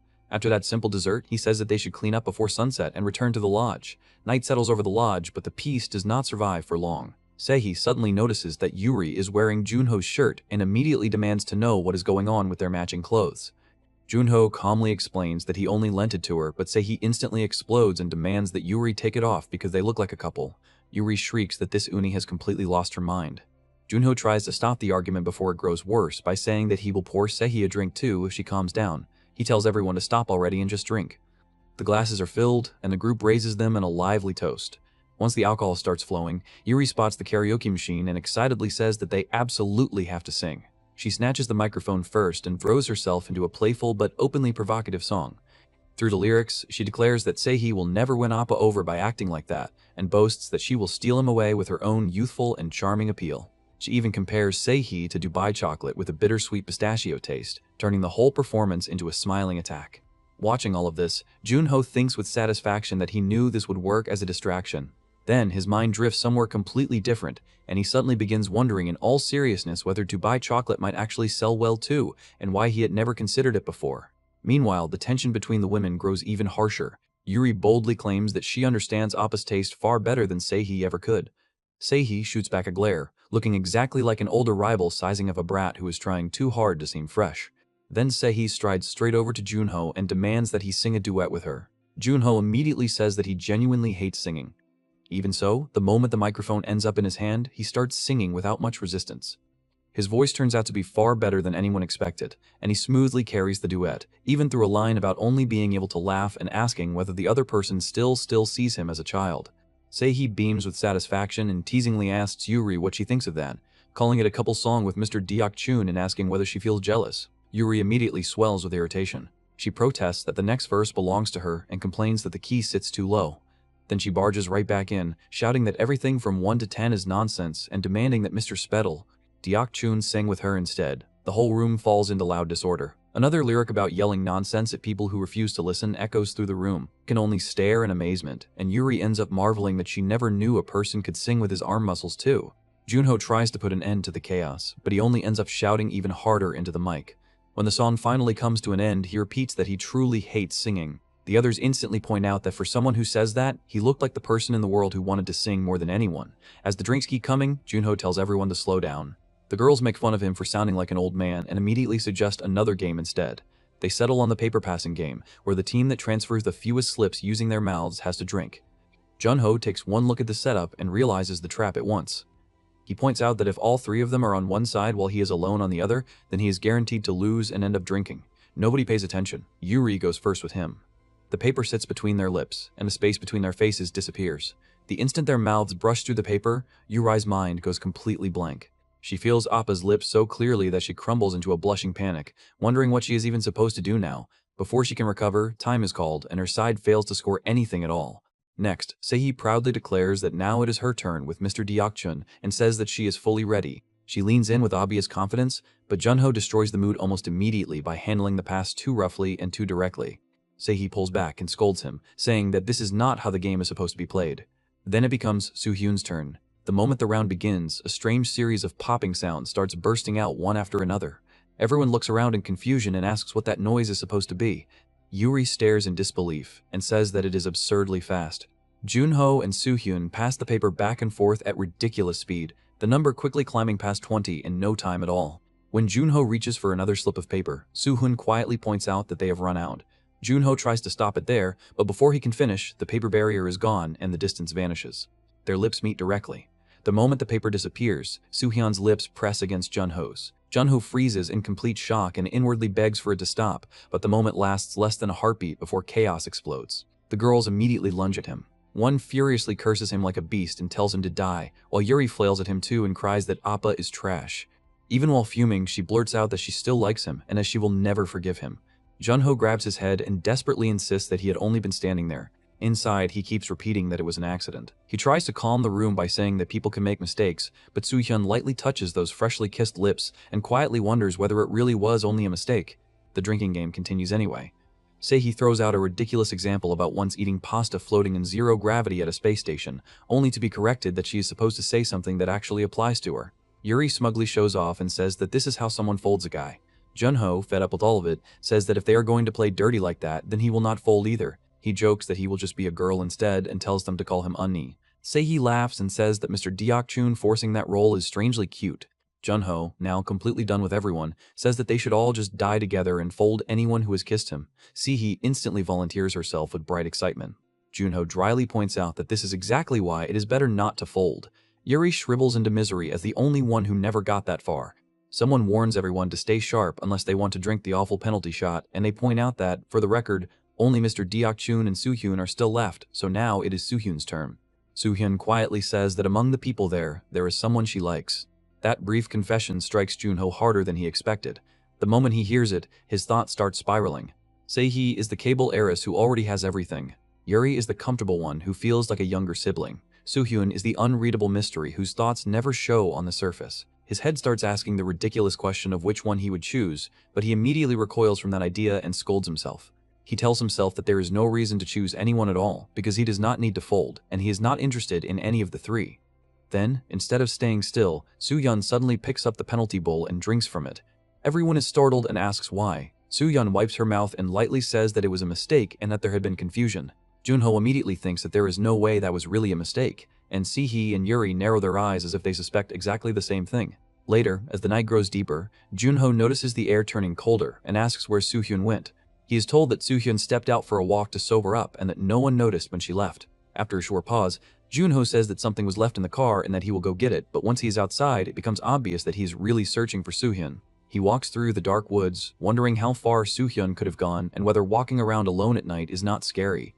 Even his uncle's ghost mocks him, calling him a big-bodied coward. Then Soo-hyun's voice calls out and addresses him as Appa. Jun-ho answers with relief and says that he has been looking for a while, then asks why Soo-hyun is out there alone. Soo-hyun sounds surprised and asks whether he had really been searching for her. Then she suddenly appears in front of them like a ghost with a flashlight, causing both Jun-ho and his ghost uncle to scream in terror. Seeing that reaction, Soo-hyun pauses for a second, then bursts into laughter. Watching that laugh and that sudden panic, Jun-ho unexpectedly thinks that Soo-hyun seems pretty normal after all. Between that unpredictable personality and all the strange incidents that have piled up so far, he realizes that he had been avoiding Soo-hyun without even noticing it. He starts to wonder whether Soo-hyun might simply be a woman in her 20s who is awkwardly trying to get close to him. With that thought, he decides that maybe he should be the one to step forward first, the same way he would with a close younger sibling. He pats Soo-hyun on the head and says that it is cold and that they should head back inside, this time calling the name Shin Soo-hyun directly. Soo-hyun grabs his arm. Jun-ho notices the trembling and asks whether she feels that cold. Soo-hyun quietly replies that she is not shaking because of the cold. When they return together, linked closely enough to look intimate, Se-hee instantly cries out in protest and demands to know why they are coming back like that. She complains about the locked arms and says that if there is going to be a night walk, then it should happen with her too. Yuri immediately jumps in and says that the same should apply to her as well. The two rush him at once. The scene collapses into another mess, and before anyone can stop it, Jun-ho gets knocked straight into the water with a huge splash. He rises back up shirtless and dripping wet. Se-hee and Yuri stare at him in stunned silence, then whisper in open admiration that he is unbelievably hot. Jun-ho glares at them and snaps that all of them should just go to sleep already. Later, while he's in the shower, Se-hee cheerfully says that Appa's clothes can be used as pajamas and decides that she will leave her own clothes behind as a gift for him. Yuri goes in after her, glances at the clothes, and immediately feels something is off. To her, they clearly look like women's clothes, and suspicion begins to creep in. Her mind starts fitting everything together like scattered puzzle pieces. All the strange things Jun-ho had said, the odd situations that kept piling up, and even his earlier joke about becoming a girl begin resurfacing one by one. She admits to herself that she never really believed it before. Then she admits something even more honest, that maybe she simply had not wanted it to be true. Only now do all the pieces start sliding into place in her head. Drunk Yuri suddenly breaks down in tears and sobs that Unni is hated and that she truly hates Unni. Se-hee immediately rushes over to comfort the crying Yuri, fussing over her while also sounding ready to fight anyone if necessary. The entire room sinks deeper into drunken nonsense. After washing up, Jun-ho comes back out with a towel draped around his neck and finds that the girls are already asleep on the bedding. Looking down at them, he thinks that the younger ones drank again and clicks his tongue at the strong smell of alcohol filling the room. His eyes move from one sleeping figure to the next, and he realizes that all of them have collapsed side by side. Then a new problem hits him. With all of them sleeping there like that, there is no obvious place left for him to lie down. Staring at Se-hee, Soo-hyun, and Yuri spread across the futon, he starts panicking inwardly and wonders who in the world he is supposed to sleep next to. Jun-ho lies there in despair, silently begging his uncle for help. His uncle, wearing a deadpan expression, points toward the sofa and then toward the far side of the girls as if the answer could not be more obvious. Jun-ho completely fails to take the hint, and instead starts reasoning his way through the disaster. He decides that Yuri might be the safest choice since she is the youngest and the one he has known for years. But the moment he inches near her, Yuri sleepily murmurs that she wants Appa and does not want sister, and that alone is enough for him to reject that spot immediately. He then turns his attention towards Se-hee, but that option feels no safer. Se-hee is asleep with flushed cheeks, hugging her pillow, and just imagining himself lying down beside her already makes him uneasy. The very next second, she reaches out of her sleep and murmurs for Mr. Deok-chun. Jun-ho panics at once, thinking that he knew something like this would happen. He barely slips away before she ends up wrapping herself around a pillow instead, sleepily kissing it and murmuring his name with total satisfaction. Jun-ho trembles in relief and thinks that it had been much too close. Then Soo-hyun suddenly wakes and softly calls him Appa. Jun-ho realizes that he is hovering right over Soo-hyun and inwardly declares that he is finished because Shin Soo-hyun is awake now, and there is no way this situation can ever be explained properly. Before the misunderstanding can explode, Soo-hyun quietly asks whether he had nowhere to sleep. Then Soo-hyun shifts aside, pats the empty space next to her, and gently tells him to lie there and rest comfortably. Jun-ho hesitates, overwhelmed by the exhausting day, the alcohol still lingering in his body, and the strange warmth surrounding him. He thinks that he needs to get away somehow, but sleep reaches him first. When he opens his eyes again, he gasps in horror. All three of them have piled onto him in their sleep. Se-hee is draped all over him, Yuri is pressed tightly against him, and Soo-hyun is tucked into him too. Trapped under the full weight of this nightmare, Jun-ho can only beg for help in total silence. Morning arrives, and just like that, he is back at work. Wearing a bandana with Deok-chun written on it, he checks a fresh batch of dumplings and says that they have steamed nicely. Looking down at them, he wonders whether today should become the very first day of business. The story shifts to Jeonju. Jun-ho stands by his food truck and hands over a box of meat dumplings, saying that one order is ready. A long-haired woman steps forward. She first says that she will help with the payment, then shyly asks whether he can really help her. Jun-ho, still completely in business mode, simply responds with the price. The woman, clearly thrown off by that answer, can only ask for pardon. As the awkward moment lingers, Jun-ho recalls what he knows about Sohyang, a famous traditional restaurant in Jeonju with deep roots and more than a century of history. He remembers the tourism pamphlet explaining that Sohyang is practically a cultural landmark and that its late master, Madame Yang Gumhoa, preserved traditional flavors so faithfully that the restaurant came to symbolize the city itself.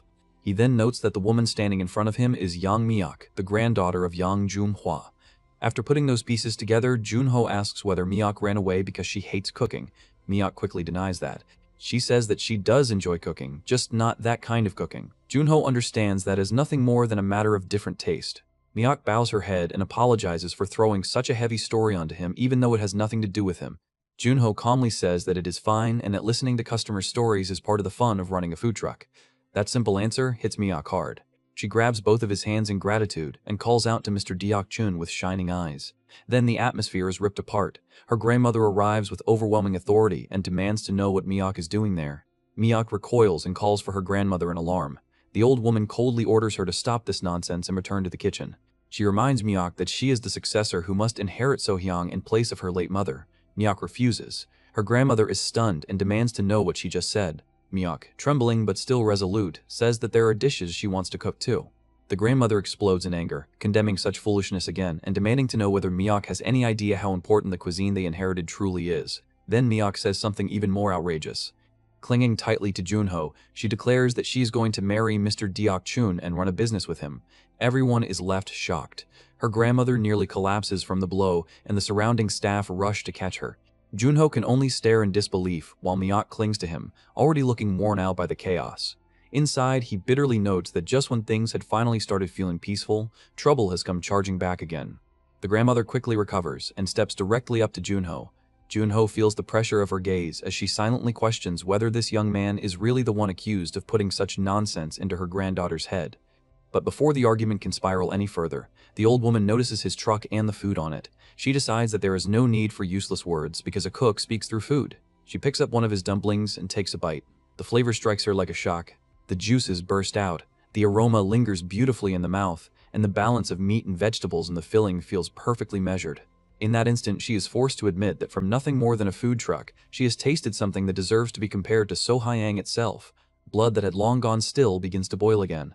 Satisfied, she tells Go Deok-chun that she understands what he wants to say. Jun-ho blankly replies that he had not actually said anything. The old woman ignores that completely and makes her judgment. She properly introduces herself as Yang Jun-hwa, the owner of So-hee and the woman who represents the taste of Jeonju. Then she declares that if he truly intends to take that child away, he will have to prove himself. In 2 days, they will compete in front of So-hee. The battle menu will be chicken skewers. Miyake is startled and nervously asks whether that is really all right, wondering whether Mr. Deok-chun was caught off guard. Jun-ho looks down at her and says that now that it has come to this, they should just win. Miyake is moved all over again. The challenge is set. Now the question becomes whether a food truck that chose chicken skewers can really shake a place backed by 120 years of history. Miyake raises Jun-ho's arm high and shouts for encouragement. After the stall is cleaned up, Jun-ho says that they should head out and buy ingredients for the chicken skewers. Miyake immediately lights up and says that before that, she wants to show him around Jeonju first. Jun-ho can only break into a nervous sweat and protests that this is really not the time for sightseeing. Even so, Miyake drags him into a tour before they ever get near the ingredients. She dresses him in a blue hanbok and happily says that it suits him perfectly. The two go around tasting snacks, taking photos in front of traditional buildings, and wandering beneath the bright trees until Jun-ho finally says that if they stay out any longer, the market will close. So they really have to buy what they need. Miyake brightens right away and says that she will take him to the market she always uses. The moment they arrive, the crowd recognizes Miyake. People excitedly shout that Miyake is here and quickly gather around them. Some ask whether the rumor is true, others ask what rumor they mean, and then the answer spreads at once. They say that the little bean sprout is apparently already getting married, ask whether Jun-ho is the guy, and even joke that at least he looks strong enough for the role. Jun-ho, sweating under the sudden attention, thinks that the rumors have already spread this far. Miyake apologizes and explains that the people in the market have watched over her since she was little, so they are taking a special interest in this. Before the two can get away, they are swept straight into the Jeonju Market Strongman Couple Contest, which has just been revived and comes with a huge coupon prize. Jun-ho gets shoved onto the stage while Miyake flusters beside him, and then the host begins the countdown and starts the match. The rules are simple and merciless. The couple who can hold a horse stands the longest wins, and anyone who stands up or sits down is eliminated. Jun-ho is forced to support Miyake while keeping the posture, and the crowd immediately starts heckling. Some laugh that Miyake should feed her husband some tonic, while others mock him for sweating already and wonder how he plans to last later. 15 minutes pass and only 2 teams remain. One is Miyake and Jun-ho. The other is the rice shop owner, Mr. Park, a former Cerium champion, together with his wife. Jun-ho sees the monstrous pair still holding firm and panics inwardly, wondering how they are supposed to beat something like that. Miyake, meanwhile, starts trembling. She questions why she is even doing this, admits that she has reached her limit, and says that she cannot hold on much longer.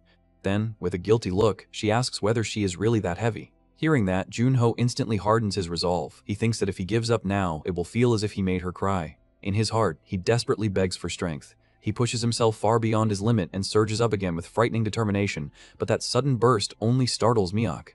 She cries out his name, loses her balance, and slips from his hold. The referee immediately announces that Miyake's team is out. Miyake sadly says that she did not mean to let go. Afterward, Miyake apologizes. Jun-ho replies that he is the one who should be sorry, but Miyake denies that and says that he must have had the harder time. Then, blushing, she quietly adds that he had looked really cool. Jun-ho turns in confusion and asks what she just said, but before he can hear it clearly, the market people surround them again. They loudly declare that just starting the drinking is enough reason to celebrate, then complain that after all the years they spent raising Miyake, there is no way they are handing her over that easily. They demand to know why Jun-ho is not even holding a glass. Trapped once more, Jun-ho inwardly screams for help. The interrogation begins in the form of drinking games. The first question asks what Miyake's favorite food is. Jun-ho freezes, admits through his hesitation that he has no idea, and is forced to drink. He soon loses count of how many cups he has swallowed. Even as he drinks, he thinks that he only just met this woman, so how could he possibly know things like that? The next question asks what food Miyake hates. Jun-ho still cannot answer, and admits that he is not sure about that either. The crowd erupts and announces Love Shot Level 2. The onlookers squeal that the two are unbearably sweet, while Miyake softly notices that Mr. Deok-chun is clearly struggling. Seeing his condition, Miyake leans close and quietly tells him not to worry. She says that if nobody cared about her, they would have already dragged her home, so he only has to endure a little longer. He places his hand over hers and reminds her that she was the one who said he would help her. He tells her that this is their situation now, so they have to see it through to the end. Miyake gathers her courage and says that they should do it. The next question arrives and asks for Miyake's birthday. Before things can get worse, Jun-ho immediately says that he will just drink, but that answer only makes the crowd more suspicious. They begin asking how a groom could fail to know his bride's birthday and question whether Miyake has been lying about something. Jun-ho realizes in horror that they are about to be exposed. Then the crowd proposes that if they are going to do this, they should go all in and finish it properly. Jun-ho repeats those words in disbelief. The answer comes back immediately. They declare Love Shot Level 4. Only then does the real meaning come out. It is mouth to mouth. Jun-ho and Miyake both freeze. They instantly consider running and agree that they need to get out fast. But Miyake suddenly refuses with blazing determination. She says that nobody is leaving until they prove how serious they are. The crowd blocks their path and pushes even harder, making it painfully clear just how absurdly serious the people around them are. Jun-ho, drenched in alcohol and confusion, starts wondering why Miyake would go this far for someone who is basically still a stranger. Then, a dangerous thought slips into his mind. He begins wondering whether Miyake might actually like him. As he looks at her flushed face and trembling eyes, the mood starts to change. He thinks that if they really go through with this, then their lie will stop being a lie. The distance between them narrows, and before he can stop his thoughts, that possibility starts to feel frighteningly real. After all the drinking, the market women practically carry Jun-ho away. They worry that at this rate, Miyake will wear the poor groom out, wonder how much he drank to end up like this, and decide to lay him down in the guest house across the street. Miyake keeps calling for Deok-chun to wake up a little, then secretly thinks that if she is going to escape, this may be her only chance. When the room is rented, the owner says that one room should be enough for a married couple. Miyake can only thank them and drag Jun-ho inside. Once they are alone, Miyake tries to survive the awkward night. The owner of the house deliberately lowers the temperature until the room becomes freezing cold, remembers the fable about the wind trying to blow off a traveler's coat, and watches the room grow icy. Jun-ho shivers harder and curls up tighter. Panicking, Miyake cries that she does not even know how to turn it off and wails that Deok-chun is going to die like this. In the end, she hugs him and tells herself that it is only because the room is too cold and she has no other choice. Then, the owner changes tactics. Like the sun in the story, she raises the heat instead. The room turns stifling, sweat begins pouring everywhere, and Miyake groans that it is so hot she might die. Jun-ho pulls off his shirt and the sight leaves her burning with embarrassment. The lesson from the old fable echoes in her mind, that warmth opens hearts far more easily than force ever could. In the middle of that flustered silence, Jun-ho murmurs Miyake's name in his sleep. She jolts and whispers his name back in disbelief, but when he only mutters for help again, she realizes that it is just sleep talking. With him still half asleep, Miyake quietly confesses everything she has been carrying inside. She says that she had felt completely lost and thanks him for helping her. She says that it is not because she hates her grandmother, because she knows how important the family business is. It is simply that she does not want to live like a cog in a machine. She says that she wants to be happy cooking the food she loves, just like Deok-chun does. She admits that she still has to earn her grandmother's approval, that this is probably her last chance, and that she is scared. She asks whether they can really pull it off. As dawn slowly brightens the room, he remains beside her and the quiet between them grows softer. The next morning, Miyake greets him with a stammering good morning. Jun-ho wakes up half naked, unable to remember anything clearly, and nervously asks whether he did anything strange the night before. Miyako repeats the question to herself, then shyly says that she liked it. That answer hits him so hard that he nearly topples over. She clarifies inwardly that she meant the honest conversation because it made her feel that they had become closer. Then Jun-ho's stomach revolts. He groans that his insides are a disaster and begs for hangover food first. Miyako immediately says that for a hangover there is only one answer. She sets down steaming bean sprout soup with a softly poached egg, and Jun-ho attacks it before even touching water. The clear broth washes away the thirst and heaviness in his stomach. The crisp bean sprouts and rice feel perfect, and he empties the bowl before finishing it all off with a sweet cup of mixed coffee. Then Miyako casually brings out tetsukoboki, fried snacks, and even fried lettuce.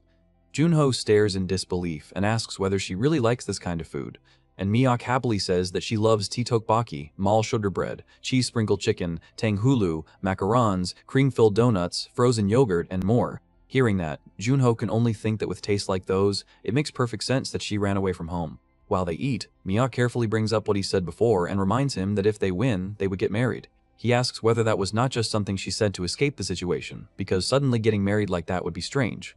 Jun-ho tries to answer, but she says that before marriage they should date first. The instant those words leave her mouth, he freezes in shock. Before either of them can recover, a parade passes outside. Miyako remarks that there seems to be some kind of event today, while Jun-ho instantly gets a terrible feeling and thinks that this all feels far too familiar. He starts shouting for the back door and begging his auntie to tell him where it is, but it is already too late. A woman in a full flashy outfit appears, and Jun-ho recoils at once, shouting for her not to come any closer. Miyako stares and realizes that it is Se-hee from SH Group.